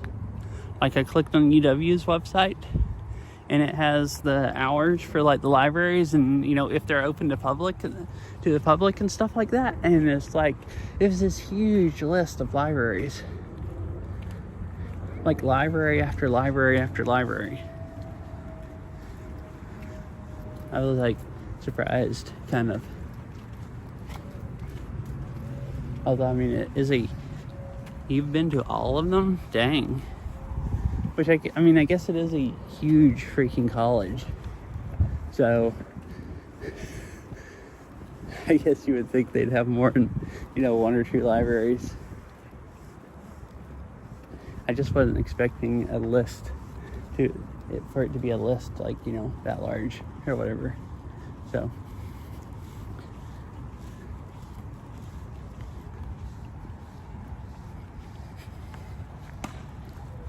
So yeah, I was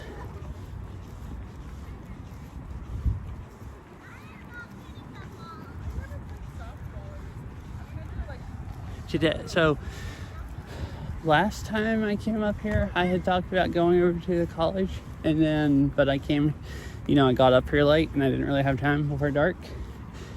Kind of the same thing happened today.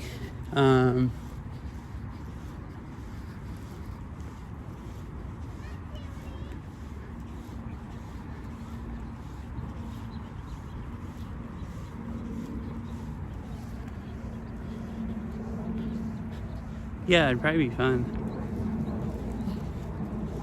I mean, I would walk over there right now if the Starbucks was still open, but I'm kind of tired and don't want to walk all the way back. Like, I did walk most of the way over to it already. Well, I actually don't know. I'm probably only halfway, because you have to go across the cut and down the road. But the campus is pretty large, and probably walking all the way up the campus to the library is about as long as back over to the Arboretum. Yeah, I don't really want to walk that far if I have to walk back uncaffeinated.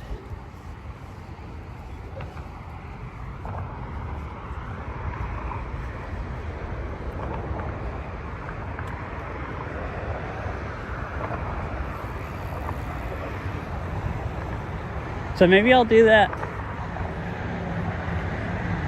I wasn't planning on coming over here this soon, but last weekend I went to Kubota Garden, and I had thought about then I wanted to come here, but it's like, well, I'm gonna leave late, so I won't have that much time, and to go drive all the way to Seattle, and I didn't really want to go 2 weeks in a row. And then this week is like, well, I went 2 weeks ago, but I really just want to go there and walk around more again. So, maybe I'll just come back here. Maybe I'll just come back here again next Monday. I don't know if that'd be boring, but I mean, I'm kind of doing different stuff every single time.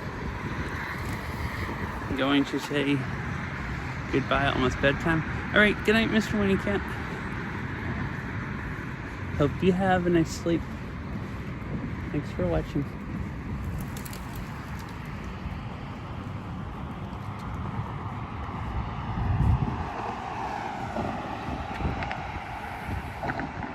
Oh, you can see from here you can see it even better. Like, it's flooded. It's like there's wood on both sides, and there's normally the trail in the middle, and it's a lake. It's a little literal lake, basically.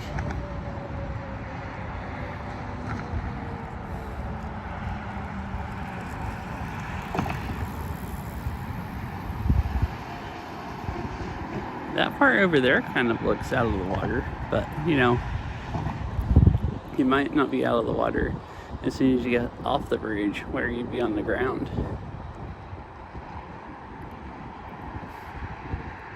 Oh, look at all the people rowing.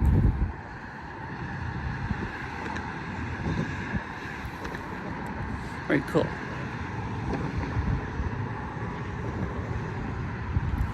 Yep, bye, Mr. Winnie Cat.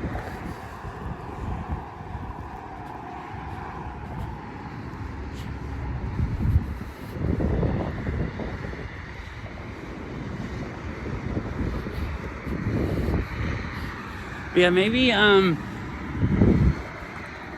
last weekend, it's not the weekend, but it's my weekend, because I have today and tomorrow off. So Monday actually feels like, Saturday or something. I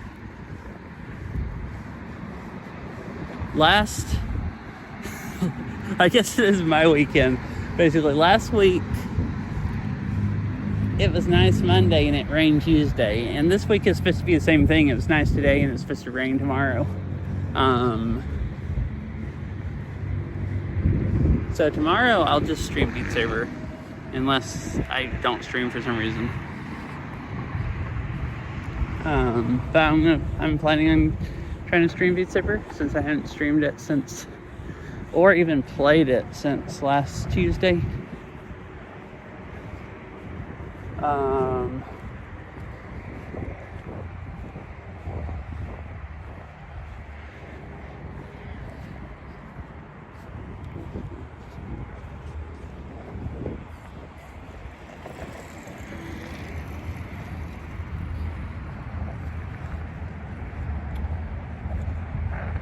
But maybe if it's nice next week, maybe I'll come over here again.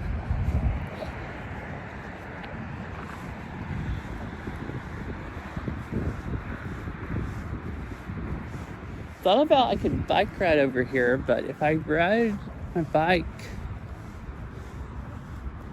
I don't know if I'd want to go in the library and just leave the bike outside. I assume that I noticed there was tons of bike racks in the college, at the college. I assume that's not a high crime area, and people probably lock bikes up a lot, so they probably wouldn't steal my bike if I chained it up. I only have like one, like, not super, you know, heavy duty cable. I don't have like a U-lock or whatever they call them.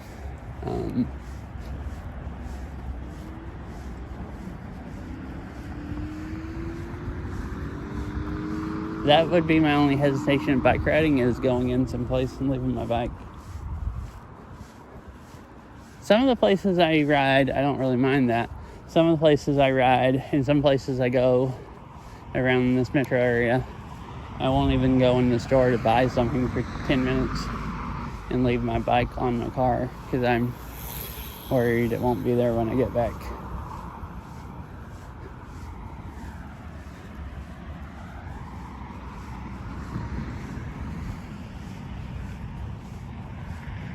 There's a lot of people here riding today. Kind of makes me want to ride. I'm so slow walking compared to if I was zooming on a bike.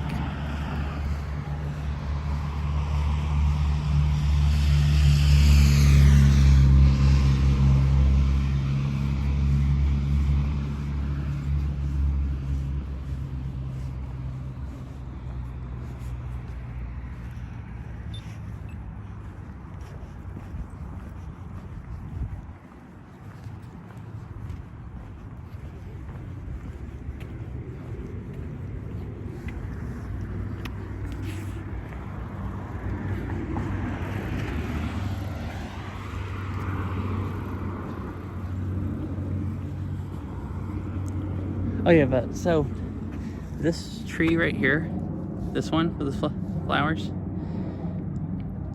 I keep calling them cherry blossom trees. I don't know if they are. They look just like cherry blossom trees to me, but they have pink flowers instead of white flowers, and they flower later in the year. Because all the white cherry blossoms, like we saw at the quad and other places that I've seen on streams, are all completely gone now. Like no blossoms at all, and the pink ones are like peak basically like this week. It's a whole like group ride, cool. And there's a whole bunch of them at the college that were just starting to blossom last time I went there, so that's part of why I wanted to go again, to go look at them.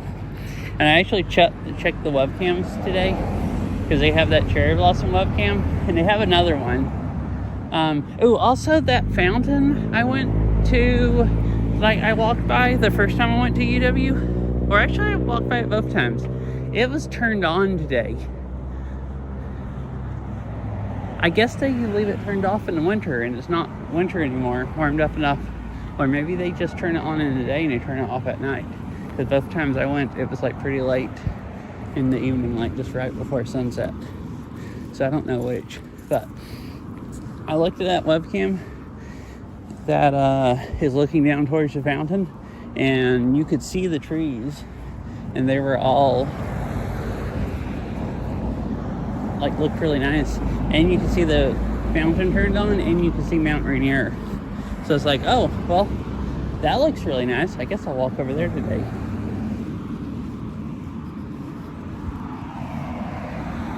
Ah, okay. So it must have just still been too late last time I went there, where it was turned off. Because there was like water in the thing. They just didn't have the fountain turned on in the middle. I didn't expect it to be that tall. It looked like it's just freaking towering. At least from like the webcam.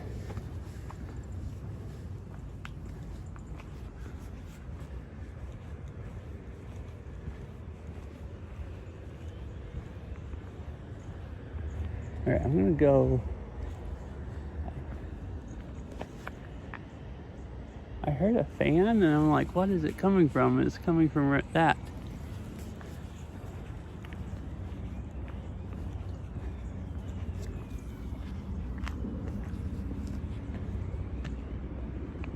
Is that a node? I'm not actually sure.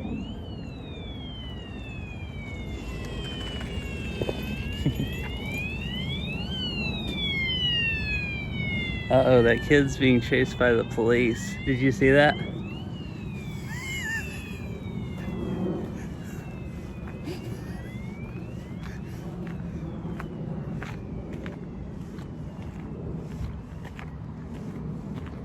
And the cable's not going into that. So it's not node for cable for Comcast. I like. I have an obsession with utilities. I like going down the roads and looking at power lines and stuff. So and I went under that and heard the fan running, and it's like, oh, that's putting off some heat.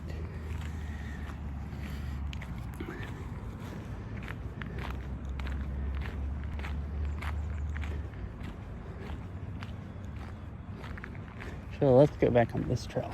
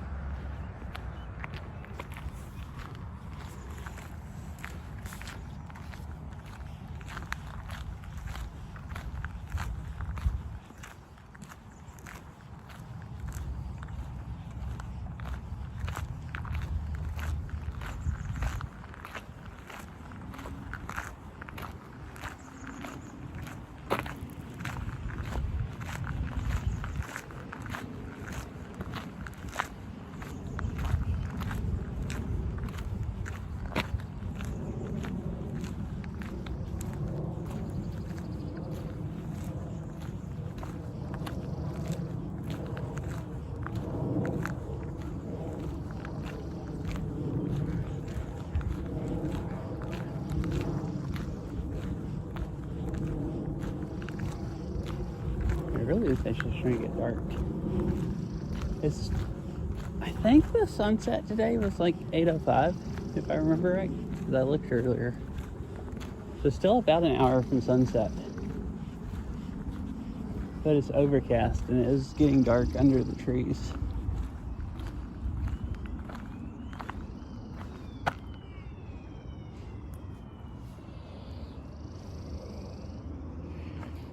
Oh, so that, I was saying I didn't know if that was Foster Island. Oh. So actually, Foster Island is what I walked out on. This is Marsh Island. I didn't realize because we went across that bridge and walked all the way under here out to like that point or whatever. Oh, here's the trail I showed on the map here. And then tried to walk over here. There's that other one that goes off. So it was like flooded right here at the edge. So like part of the island's just underwater this time of year. And this island almost just looked like it was underwater because that was flooded, but like the boardwalk where it went down, or the bridge down to the island, was just underwater. Oh yeah, but where I'm at right now is right here. There's just a few little trails here that go on this side of the road. It's just really, really thin part of the Arboretum on this side. It goes, I guess, down and becomes a sidewalk basically, all the way down to the other side.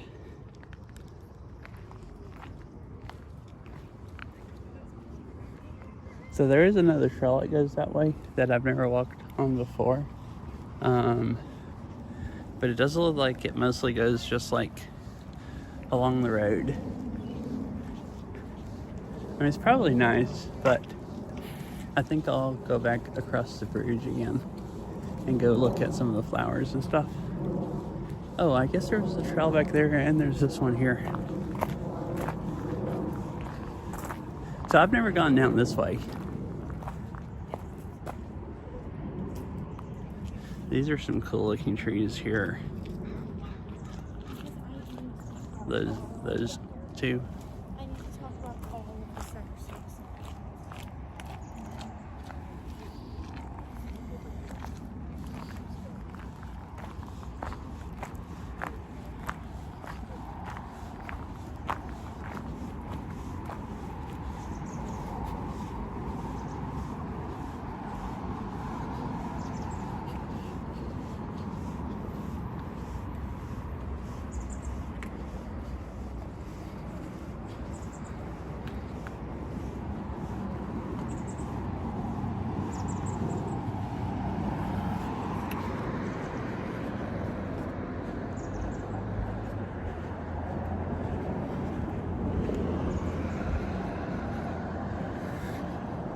Oh yeah, Ari, if you're still here. I was thinking about it because you were here last time, or that one stream when I was talking about moving. But anyways, I'm not leaving the area. If you're still here, or if you're not, anyone else that was here then that heard me talk about it, or just curious. Me and Viral are both signing another lease, so, you know, I'll be here for at least another year. They lived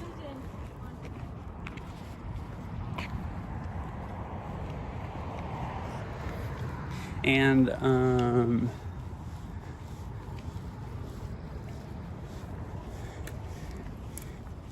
yeah, so I'm not even moving, just staying in the same house. And I also talked to my boss, and they're going to give me more hours and let me be full-time. And said they could even give me more hours, so like the 4 days or whatever, so I can just stay like 4 days a week. And which would be pretty cool. When they first interviewed me, they were talking about hiring someone full-time for 410s or either part-time, and they've like kind of cut back on hours now, so they can't actually give me quite 40 hours, so it won't be like 410s quite, but what they're working, their full-time people are like 37 and a half hours or whatever, kind of. So I should get somewhere between like 34 and 37 and a half hours, which is more than what I currently work. And that'll be enough to be considered full-time, so I'll get like insurance and all that stuff. But right now I don't get insurance and stuff. So yeah, so that'll be nice. And I'll still have 3 days off, so I'm pretty excited about that.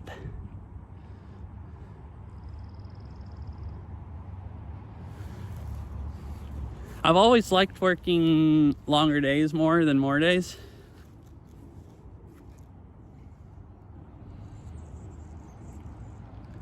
Because like really by even like, well, Wednesday I'm there for 7 hours, so I work 6.5 hours after the 30-minute lunch break. And Wednesday does feel kind of short enough that I can kind of do stuff afterwards. Like I have streamed Beat Saber one time after work on Wednesday. The other Wednesdays I've been just like freaking too tired. There's been a few weeks where I've like really contemplated playing Beat Saber and sitting on my computer chair, and then I'd get up to go get ready to go play or something, and then I'd be like, I'm like too tired to stand up. I don't want to play. I don't want to chop blocks like my brain wants to, but I'm too tired. But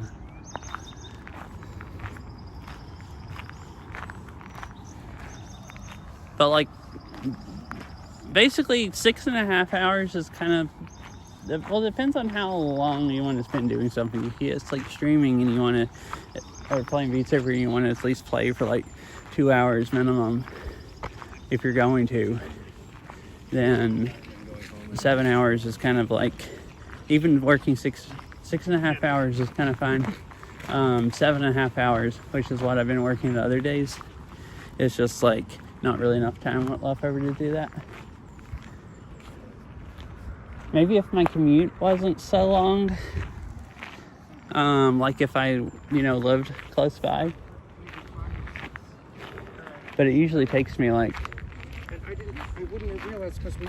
30 or 35 minutes to get to work, or sometimes like 45, and not quite as long to get back at night, but still quite a while.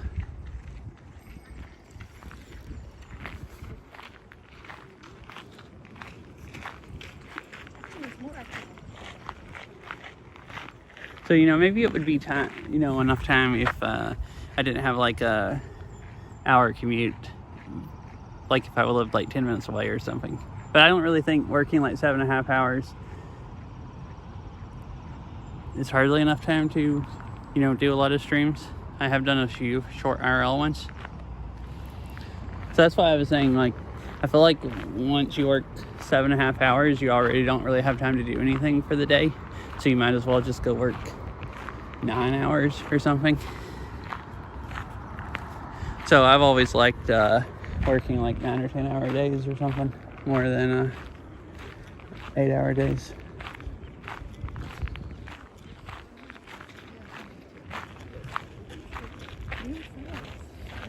So this path was really, really nice last time I walked on it, because it had all the pretty like white cherry blossoms. Well, this time it has freaking pink blossoms all along it.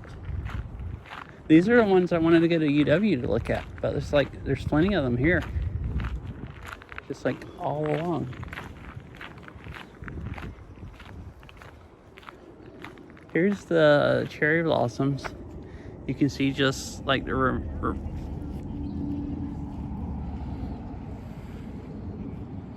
short lunch, maybe it's slightly longer.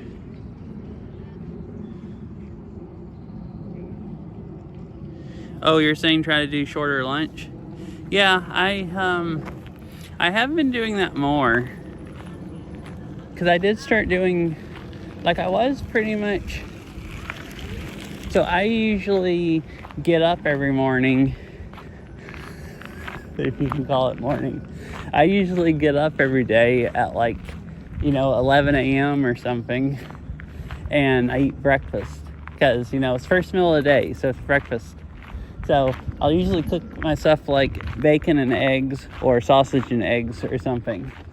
And eggs don't take that long, but bacon takes a little bit of time to cook. Or at least if you eat as slow as me, if you spend like 15 minutes cooking bacon and you spend 15 minutes eating, then, or 20 minutes eating, then, and by the time you get the stuff ready and everything, you've wasted like an hour eating lunch. So I've actually been just cooking bacon in the oven. It's just like on a baking sheet. I can put almost a whole pack of bacon on a baking sheet, and then eat on it for like 4 or 5 days. So I've been doing that to try to save time.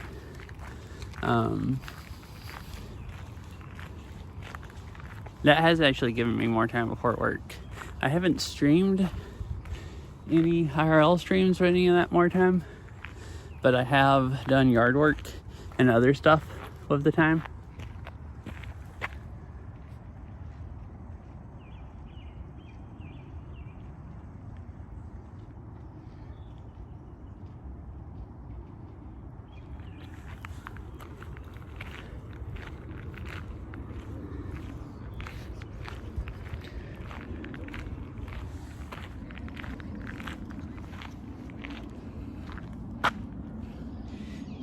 Jeff is bacon and horrible for Cullen to speak of eating.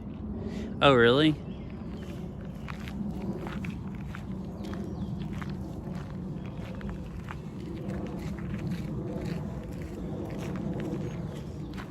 Is sausage better than bacon? Like, is it pork or is it just bacon?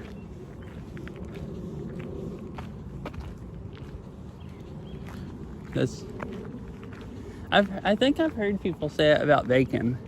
I feel like when I've heard people say it about bacon before, they were saying because you usually burn bacon when you cook it, and it's bad eating burnt stuff.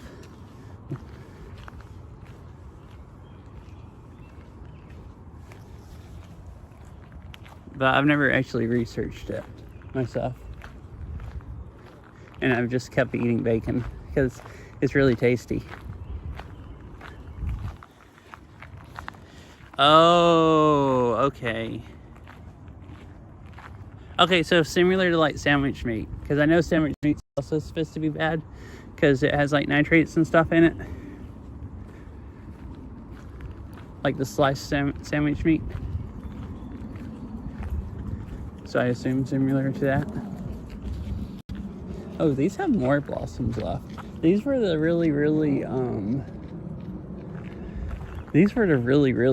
poofy like cherry blossoms from like a couple of weeks ago. I'm actually surprised they have this many left.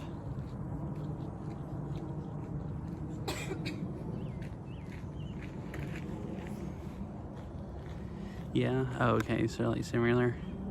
Yeah, I used to eat sandwiches every single day. Like I'd buy sandwich meat and eat sandwiches and take them to work.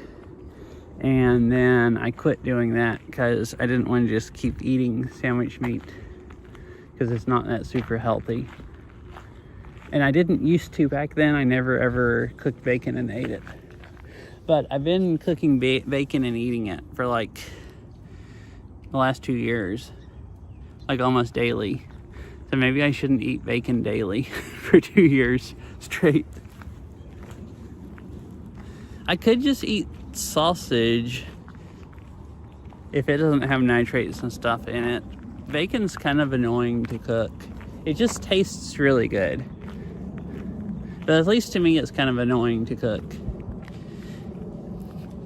Like even when I cook it in the oven on a baking sheet, I've had like a wire rack that I put on a baking sheet and I cook it, and I can cook like 4 or 5 days worth, but it takes like freaking 10 minutes or 15 minutes of scrubbing to get the freaking thing clean.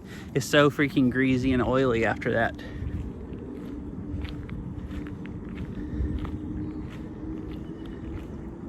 And I kind of like it the way it's cooked like that more than cooking on a frying pan. And cooking on a frying pan, you just have to stand there and keep flipping it and stuff. Or if you go like cook it in the oven, is why I started doing that. You could just load up a baking sheet with bacon and just throw it in the oven and then come back like 20 minutes later and take it out and it's all done. But then you have to spend like 10 or 15 minutes cleaning the frying pan. And I've tried cooking the bacon just on the frying pan and it like curls up and it doesn't cook quite as evenly. And if I cook it on a wire rack, it cooks a lot better. But cooking it on a wire rack, it's like horrendous trying to clean the wire rack afterwards.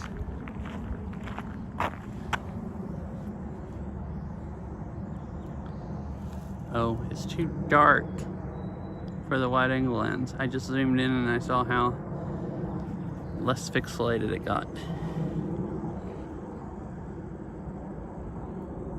Alright, well I guess I'll turn around then, because we've gone by most of the nice flowers, it looks like, and going this way I have to walk back up under the trees, unless I walk all the way up to the road and walk back. That's still going to be darker, and I don't think I have time to do that anyways. So I'll go back this way and then cut off one of the nice like side paths going up the hill somewhere.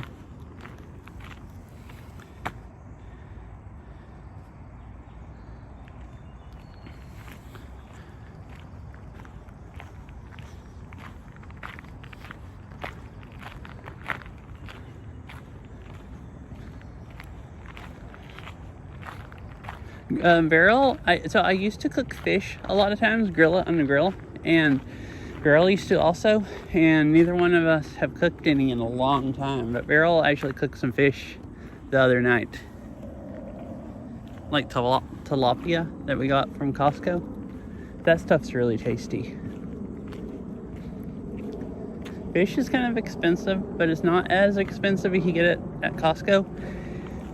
And I don't think I like the tilapia as much as like cod and some of the other stuff, but it's way, way, way cheaper. So you can go buy like a big bag of it at like frozen at Costco. And I think it's $4 or $5. I think it's $5 a pound, which is still, you know, not the cheapest you can get, not as cheap as chicken, but about as cheap as you can get beef. And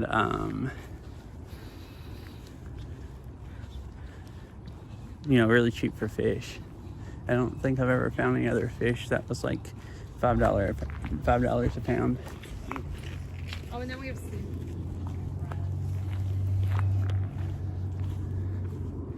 I was thinking I should fix that sometimes to eat. Maybe I should eat fish in the morning instead of bacon and sausage.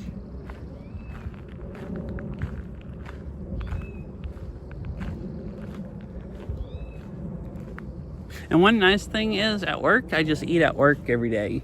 So I don't have to fix anything and take food to work. So all I really need to do is fix food to eat before I go to work, like one meal.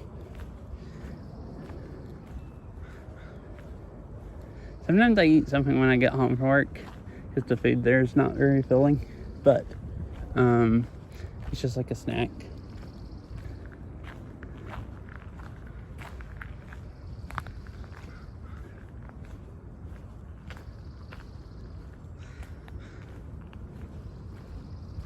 All right, I'm gonna go up this way to the right, I think.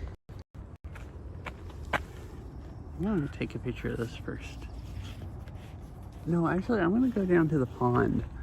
I think it's still like right down here and go up that trail.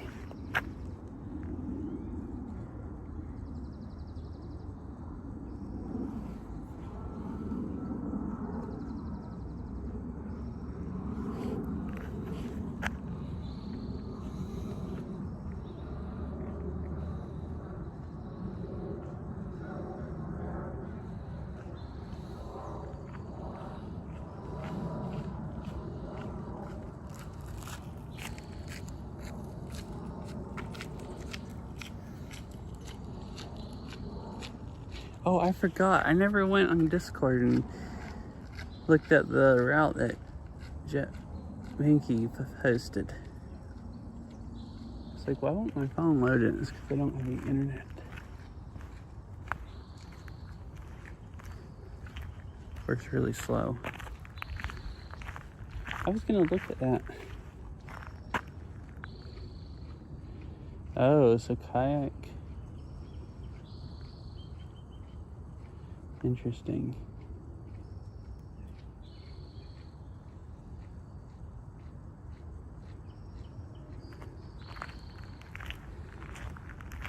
I want to do that. I need to buy me a kayak, like I said. There's like, I looked at on Facebook Marketplace a few times last year, and you could get kayaks anywhere from $100 to like $300 for the cheap ones, depending on, I guess, how good of a kayak you want. I don't really know. A lot of the $100 ones like didn't have the adjustable things that you put your feet on and stuff.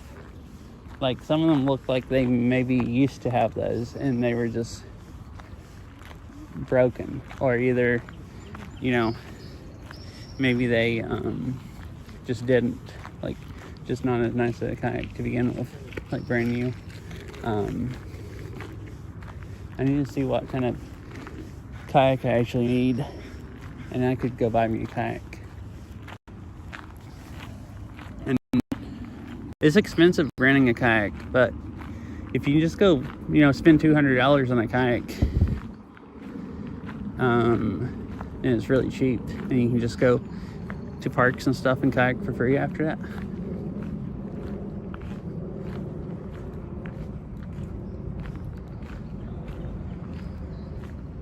Oh, I scared the rabbit. It's running.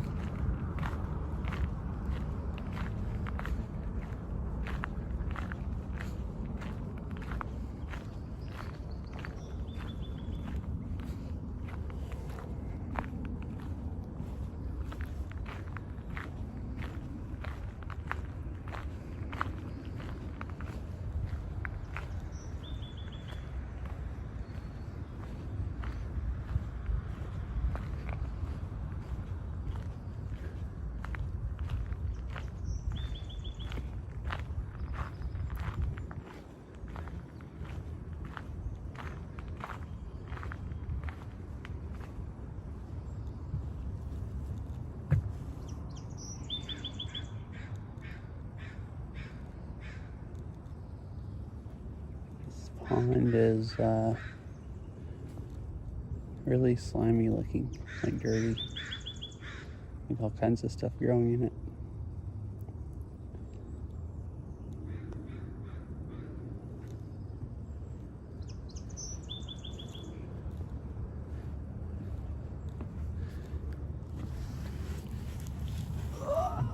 Ugh.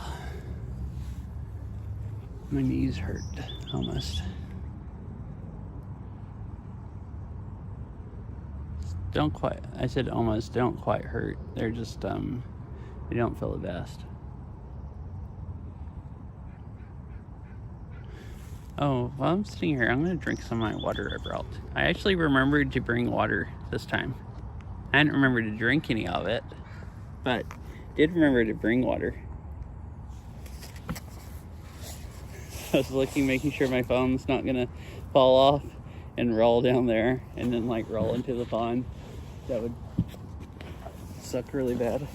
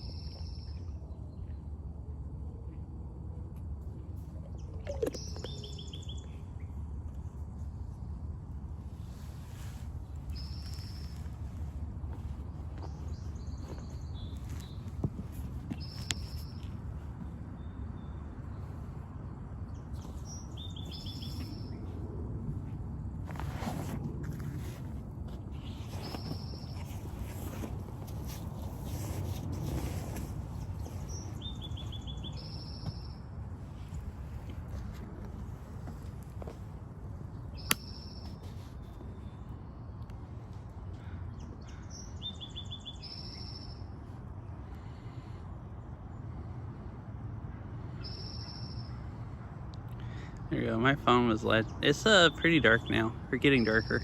My phone was lightening it up too much, making it washed out. I think that's good.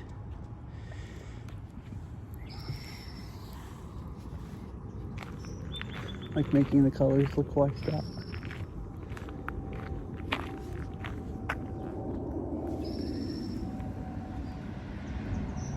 You can see all the planes coming in here to land at SeaTac.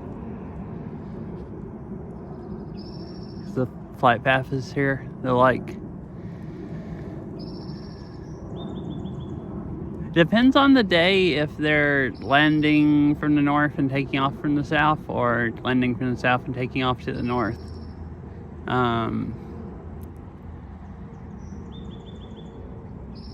Seems like most evenings, at least, they land from the north.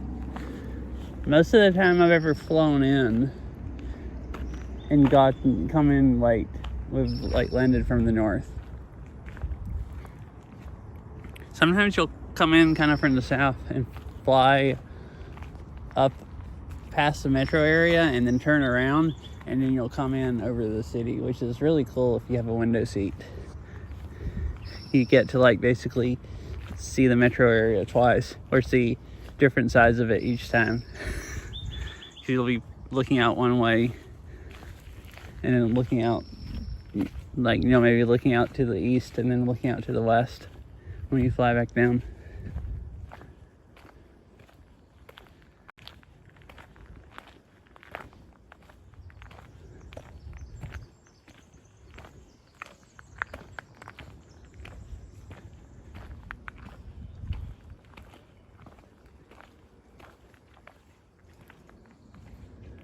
I think I will just go up this way to the right.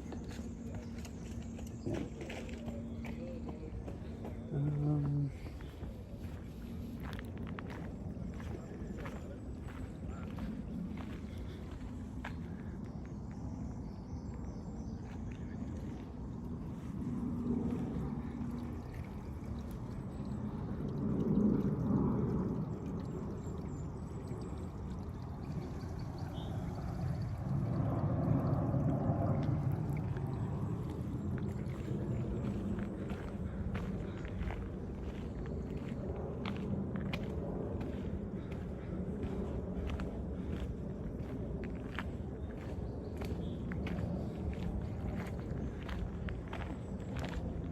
Oh, I forgot. I gotta decide. Am I gonna go impulse buy flowers? They had those flowers for geraniums for $10. Oh, here's some more of these. They're really bright orange flowers.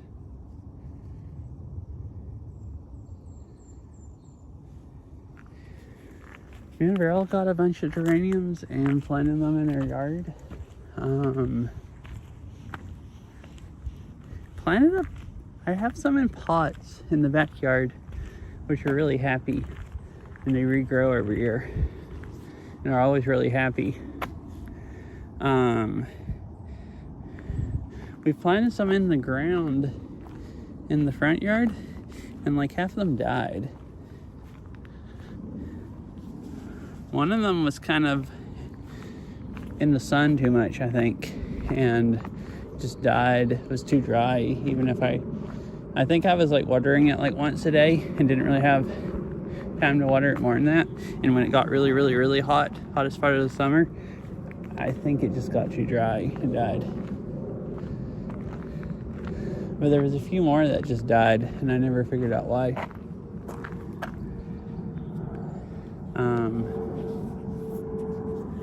So like half of them that we've planted have died, and then half of the ones that didn't die. There's one that grows back every year and seems pretty happy. The other two will just grow back like really, really like small, like just a few leaves. And they don't even grow flowers some of the years. Like they act like they're just barely alive. If I bought more, I'd probably try. I have some pots in the backyard that I could plant stuff in the backyard that I haven't used. I'd probably buy them and just plant them in pots, because the ones that I already have growing in pots have been happy for like quite a few years. Oh yeah, I actually have more pots than I was thinking. I have these big ceramic pots or whatever, clay or something, that like were in the yard when we moved in, and I've been buying flowers from Costco every year and planting in them. But I could put geraniums in them. I was thinking I had some more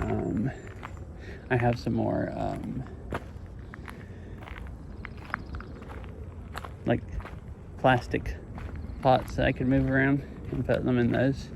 But I could also buy some and put them in the big like clay ones.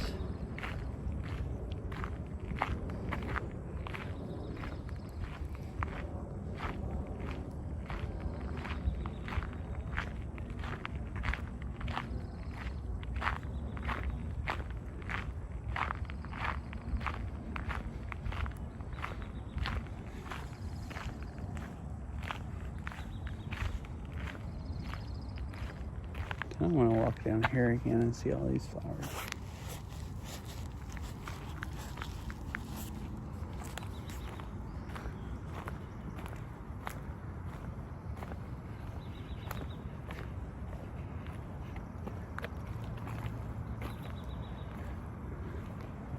This is the picnic table that I sat at that one day once I found that my tablet was reading out TTS.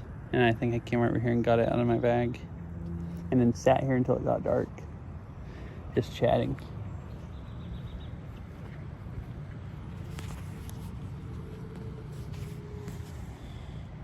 I'm gonna take a picture of these flowers. They're like so bright.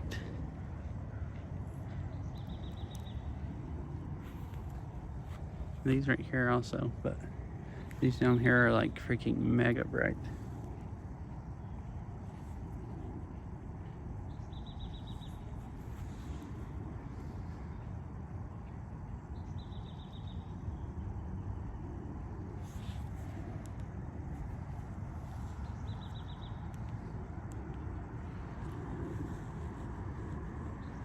The rabbit right over here also.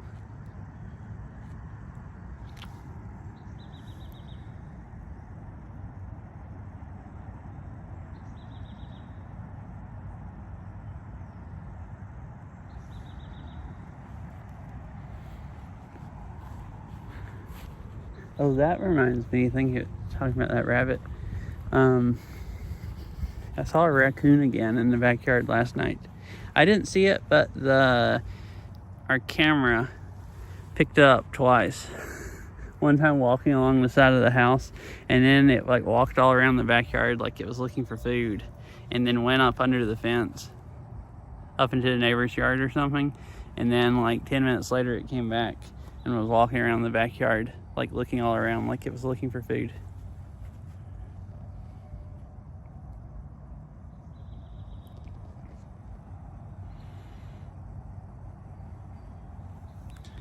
And I saw it a few weeks ago walk by the front of the house, like the camera there called it.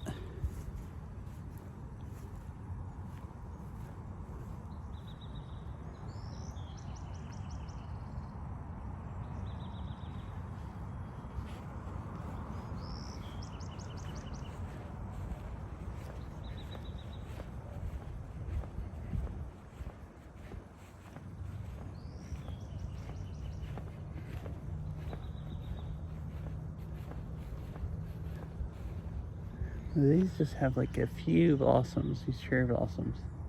Like they're almost all off the tree. And then there's like little clumps here of them still left.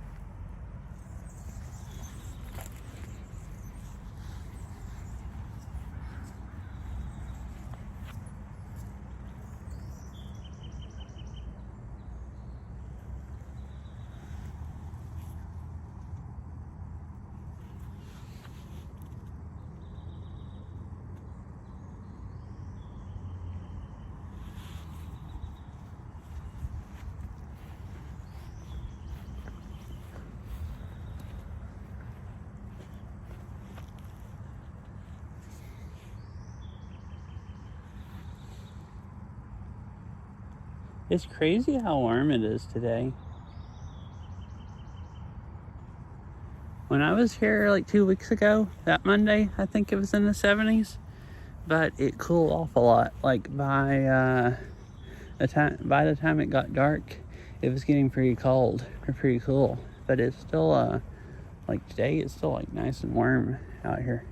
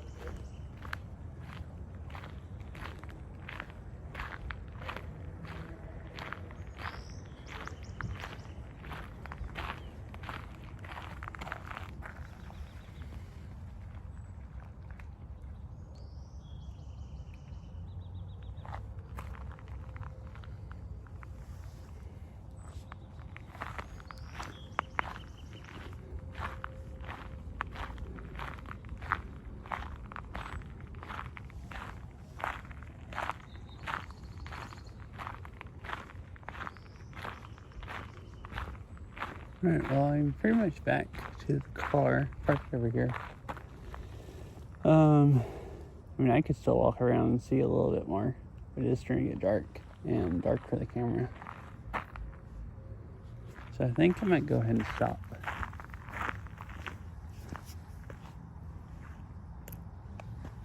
Or just stop in a few minutes at least. Right now I'm taking pictures of these.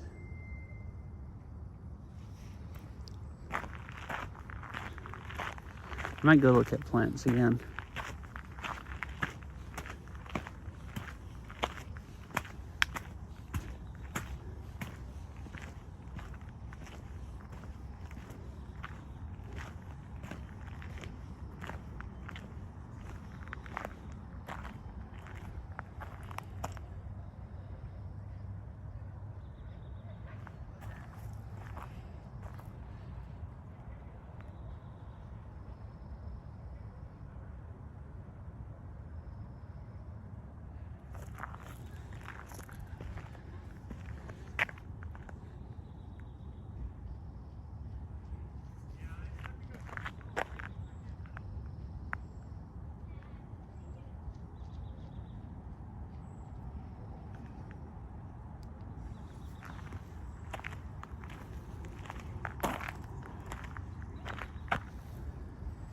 I think these are cool. And then that other really, really bright red one down there. Because you don't see, I don't think you see this color, like rose color or whatever, all that often with flowers. I think these are all rhododendrons. Like the small ones. I think this yellow one over there is also.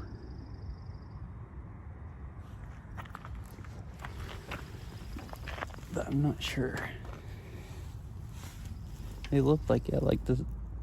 That's why I was saying they were at Cavetta Garden also. All the leaves, like see kind of come out from nodes, the flowers also.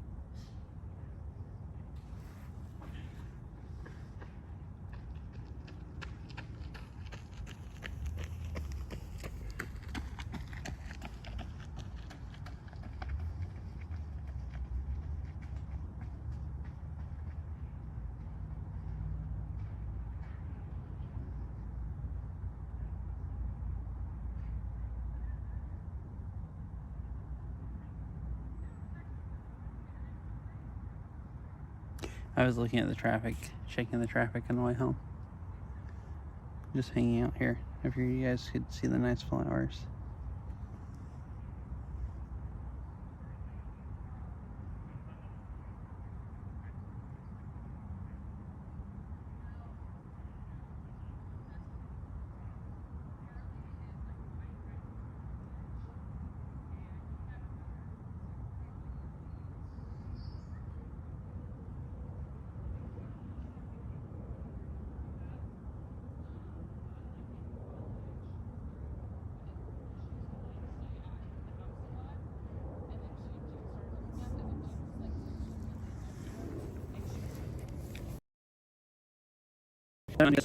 Daryl, I was messaging her back and I sent it to her earlier. It got kind of political where I was kind of like, Carly, stay at my house anymore.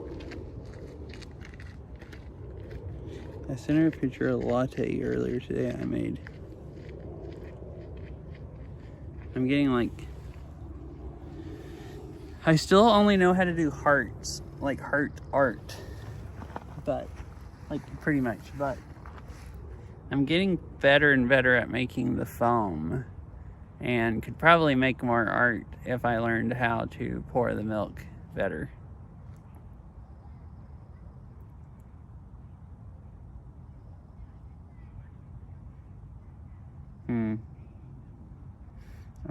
I'm gonna put it in Discord in food. Lattes for food. So, this is like probably one of the nicer ones I've made. If anyone wants to see it, it might actually be the nicest one I've made so far. So I'm getting a lot better art since I'm, I'm a drug dealer and get paid to deal drugs or caffeine. I mean, same thing.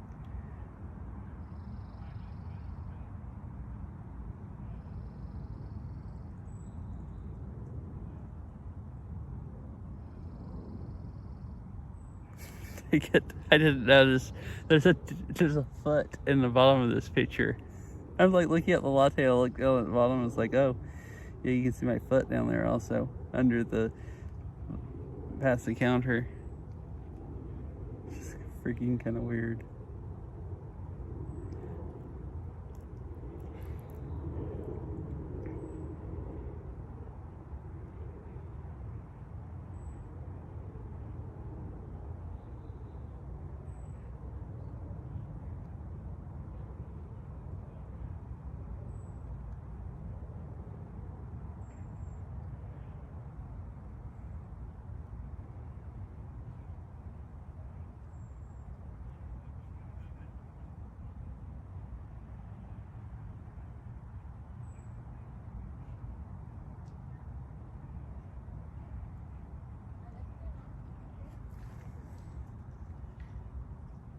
You're a lifeline, I guess, something like that, yeah.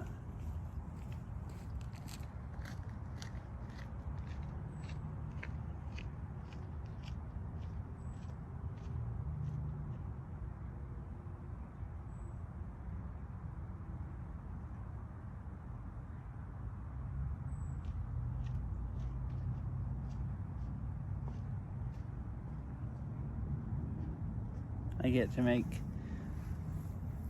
coffee for people to drink, and then they'll not be tired or as tired.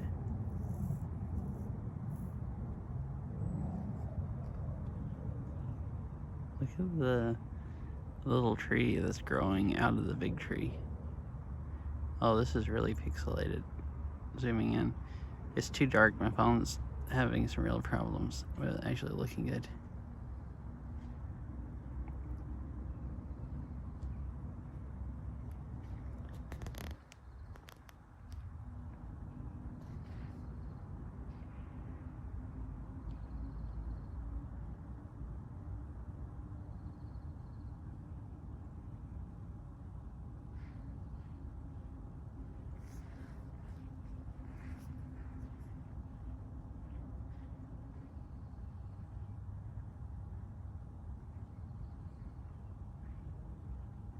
And this is making me want coffee again. But the only, I think I looked the other day, the only coffee shop around here is that one Starbucks that I went to that is open till 10. I mean, I could go back there, but it's on the way away. It's away from home, and then it takes longer to get home. Kind of out of the way a little bit.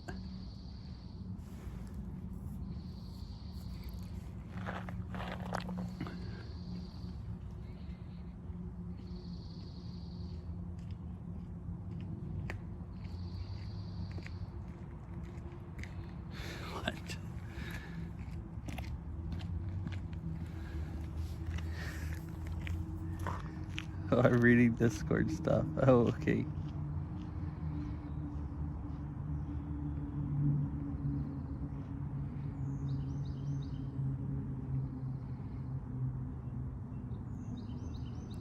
Anyways, I guess I'll go ahead and stop. I stream driving home sometimes, but Unless anyone wants to watch it, I think I'll just go ahead and stop. I'm kind of tired. Don't know if I feel like trying to drive and talk at the same time. So I probably just shouldn't.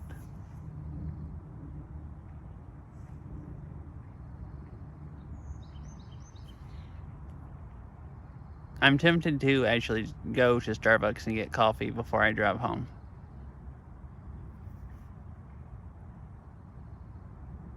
I've had a fun walk though.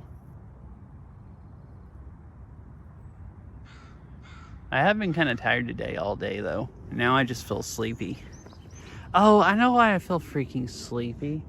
It's because I haven't slept for like a week. Well, I mean, so I have been trying to get up and get more stuff done. So I keep going to bed late and then just getting up early anyways. So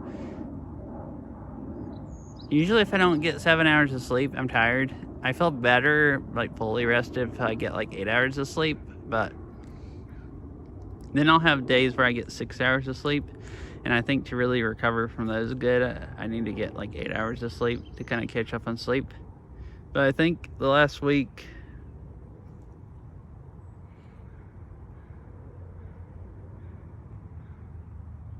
I think it was last week when I had to get up early to go to work on Wednesday. I slept like 5.5 hours. And then I've only slept 6 or 7 hours all the nights since then. Or maybe 5.5 hours one other night.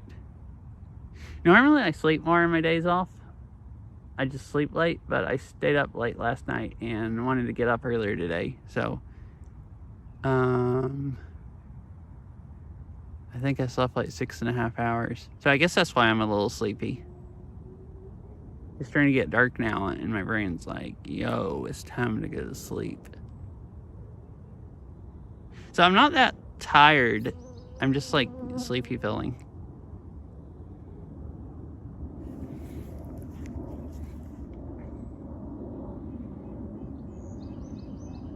I was still sitting here. It's nice weather. It's not cold. And I was kind of having fun just sitting here. Thinking about what I was going to do next.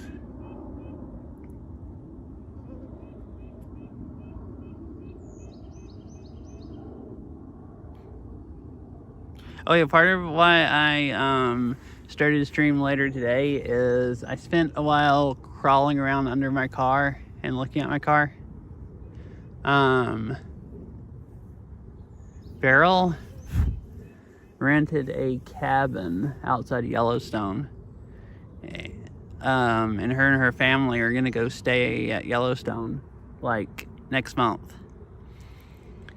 And I had originally been planning on going and then kind of thought I probably wouldn't go because I started this new job. I think I could get off. I hadn't actually asked them yet, which they haven't done the schedule for that week yet either, so I don't think it's too late. But I had kind of been waiting to try to decide if I wanted to go or not. Well, I think I've decided I want to go if I can get off. But my car is leaking oil and, well, I actually don't know. I mean, it is leaking oil still. It looked like it had been more, but it's leaking water pretty bad. And leaking oil a little bit. I think the oil leak would be fine other than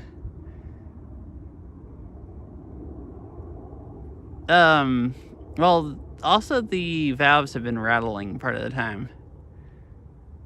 And I got premium and that stopped it. So that like narrowed it down to it's like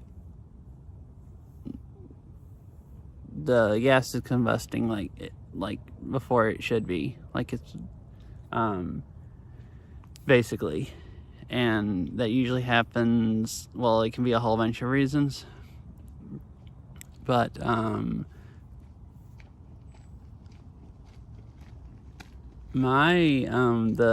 ring seals around the spark plugs have been leaking for like, last time I changed spark plugs, they had oil in there with them.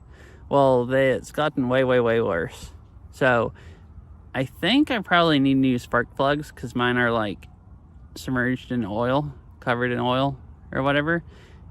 And that might be making it not fire quite correctly. It started doing this though after I got like bad gas at the same bad gas station over and over, but it's never completely stopped since then. And I was thinking about just so I don't know how. That's fine. I can just, once the engine warms up, they don't rattle anymore. The valves don't rattle anymore, and it only does it when I'm accelerating, like to get on the interstate and the car is cold, or pulling up a really, really steep hill. But I'm kind of worried about if it has problems like that, what's going to happen when I go drive, you know, up into the Rockies, basically, at way higher elevation. And I don't want to, like, damage the car.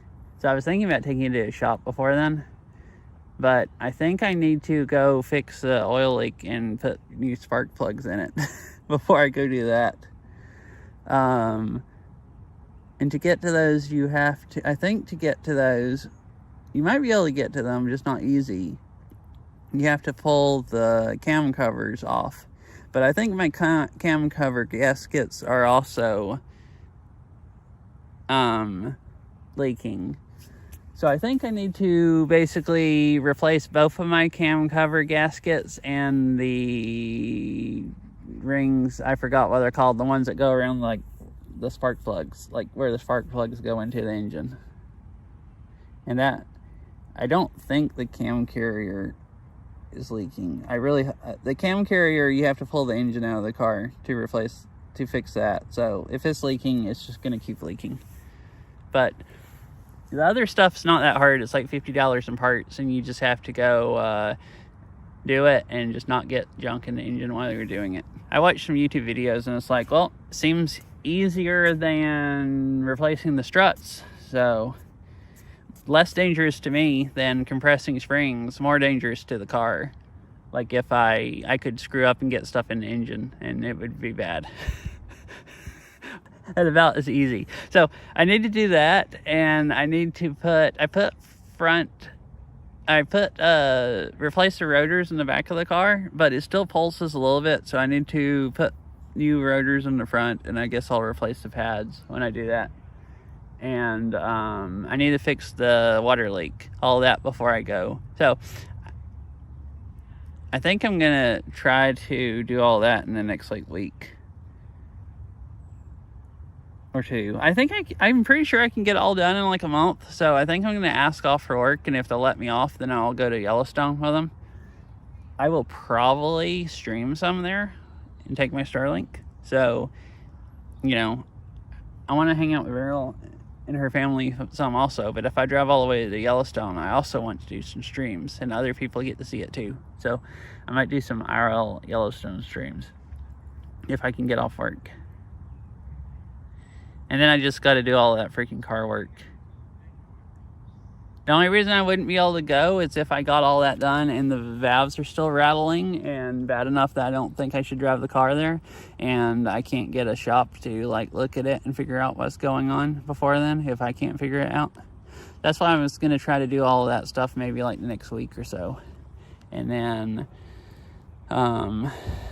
that'll give me like some time maybe to like somebody have a chance to like look at it.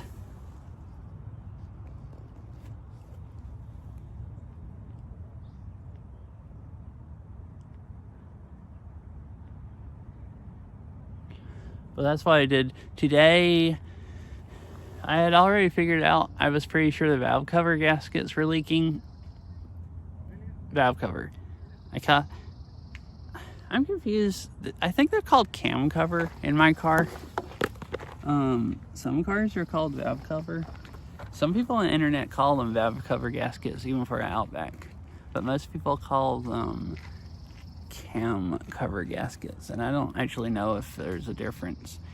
Like, I haven't looked up what each word means or whatever. Like,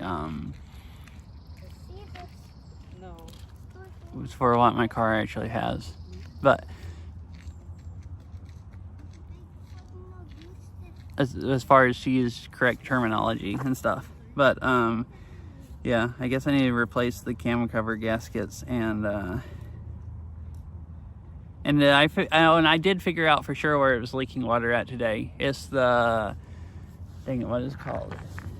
It's crossover pipe or something. It's where the water comes out of the engine on each side, and then goes into the upper radiator hose and back into the radiator. Well, the O-rings are leaking between that and the engine block. So to fix that, you have to pull the air intake, the intake manifold off, and then you can pull that off. It's really, really easy. The hardest thing is taking the intake manifold off. But I figured out, like, it's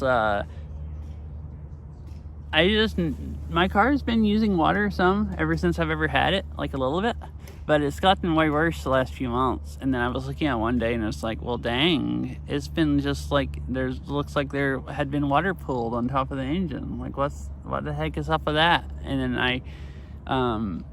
so I researched it today and went out and looked and figured out that's where it's leaking.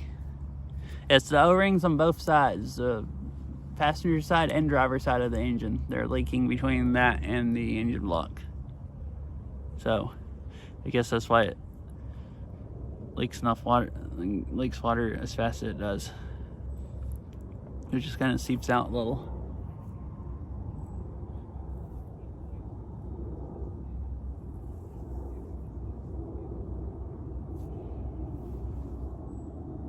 Another plane coming into SeaTac.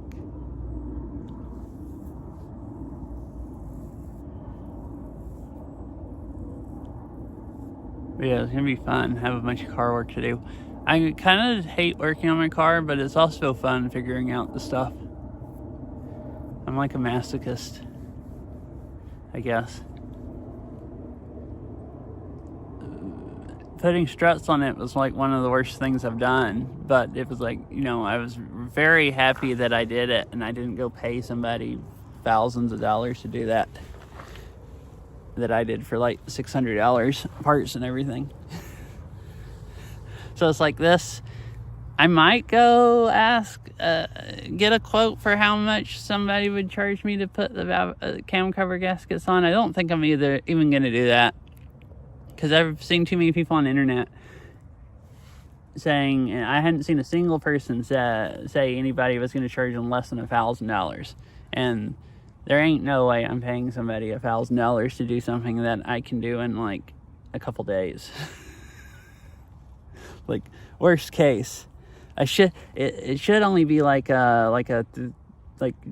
hours or something. So I should be able to do one side of the car if I start early in the day and give myself the whole day, and then even if stuff goes wrong, be able to get the thing put back on so the engine's not just, open to the outside, and then I can do the other side another day. And I think that'd be safe enough. Just got to make sure all the gaskets, I got the right ones and everything before I start.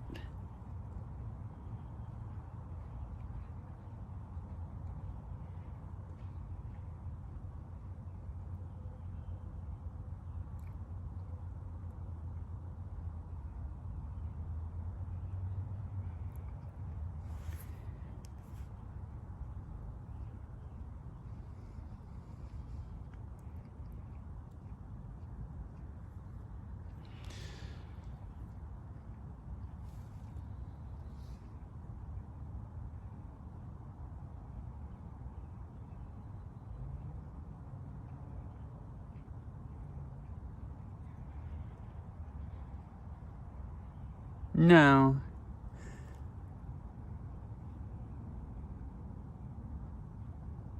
No, they're both on the top of the engine, so you don't even have to crawl up under the car. It's actually going to be really nice.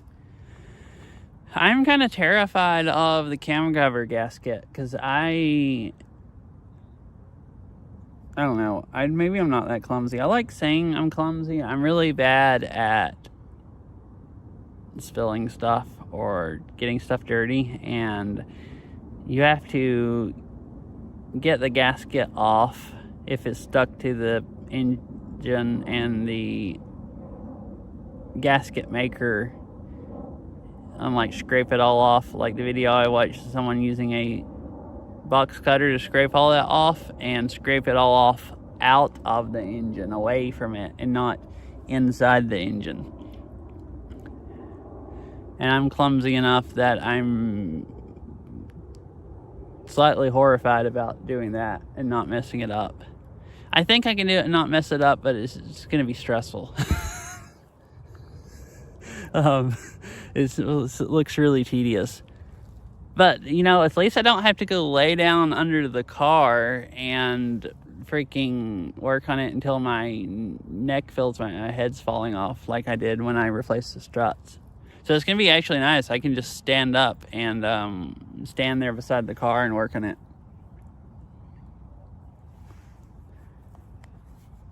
Because it's just like the side of the engine. So you take the one side, you take the battery out and the thing that the battery sits on. The other side, you take, I don't remember what is there that you take out. So you can get to the cylinders on the side. Like where the cylinders come out. It's a boxer engine, so most engines are in V's, but boxer engines, they come straight out of the engine on both sides. So you have to take that out so you can get to it easy, because down on the side of the engine. But you're getting to it from the top of the car, so it's nicer than, you know, laying under the car, I guess. And the other thing is just like right up on the top. So I don't need any tools that I don't have. I just have to go buy the gaskets, like literally, and watch some YouTube videos, a few more, so I make sure I know what I'm doing. And it, you know, should theoretically be easy.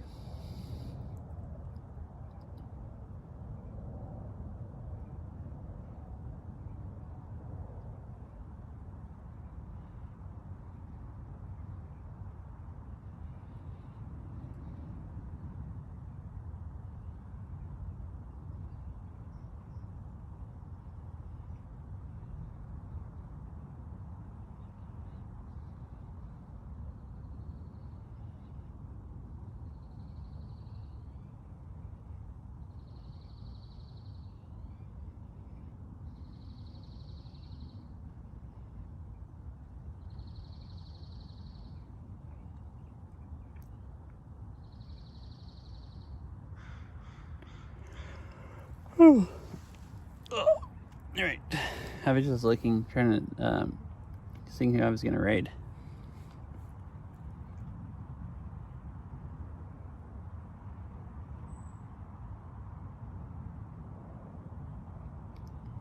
Void is on.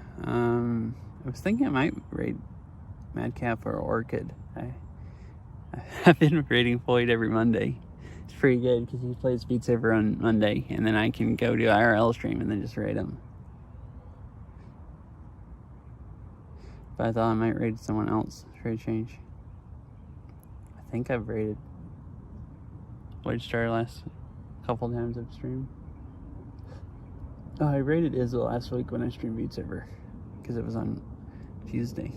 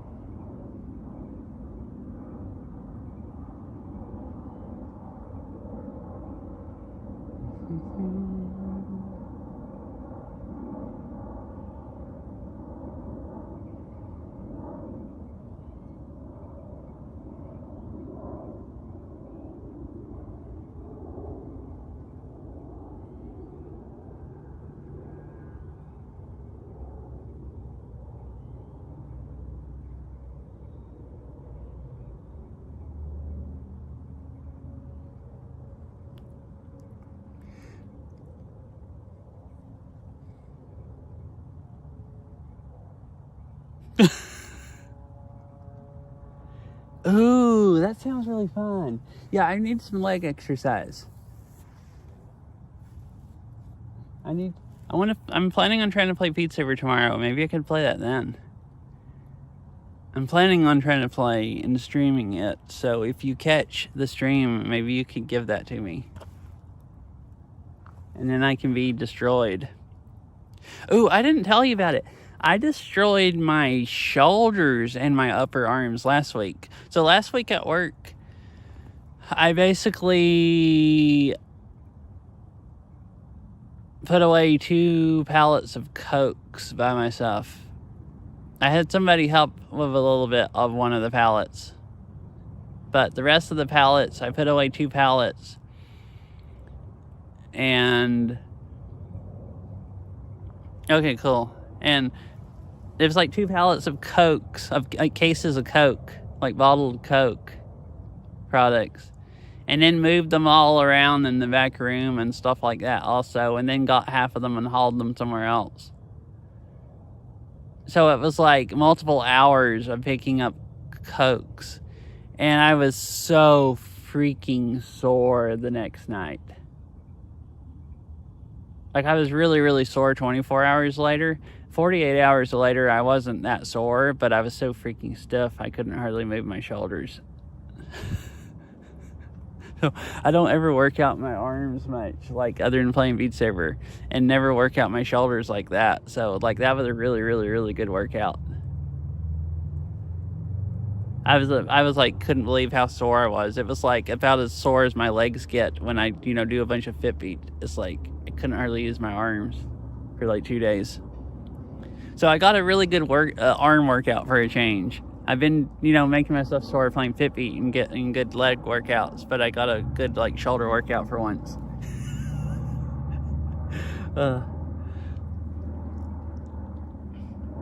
I make sure to request. It's pretty easy, trust me. Okay, cool.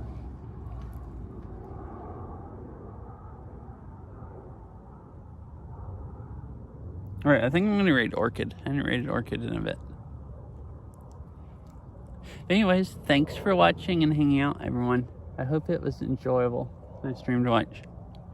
I had a lot of fun. It was like really, really nice weather. I didn't go over to the island and go all the way over to UW, but I still had fun walking over. It was cool walking over the bridge across 520. It was kind of loud, like with the traffic, but you could see the mountains really, really well from up there. And I mean, it was really nice walking over there and seeing the herons and stuff on like Foster Island. And then I really like this garden. I don't think I would ever get tired of walking here, because like I walked down that trail earlier, the same one as I did to, walk down 2 weeks ago to see cherry blossoms, but it had like totally different flowers. And there's still a lot of trails up in the middle that I've either never walked on or haven't walked on much at all. I think there's a few I probably haven't walked on at all, and there's quite a few that I've only walked on like once or maybe twice. This place is so huge.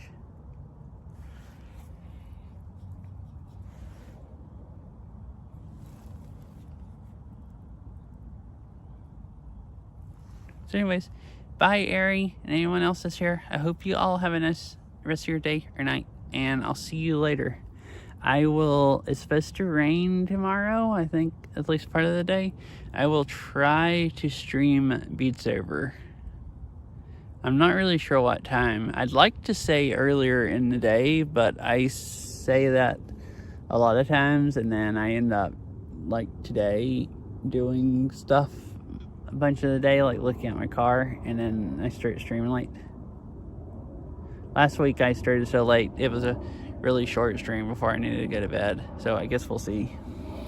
Alright, thanks Siri. Hope you have a nice rest of your day. I've gotten slightly less sleepy sitting here.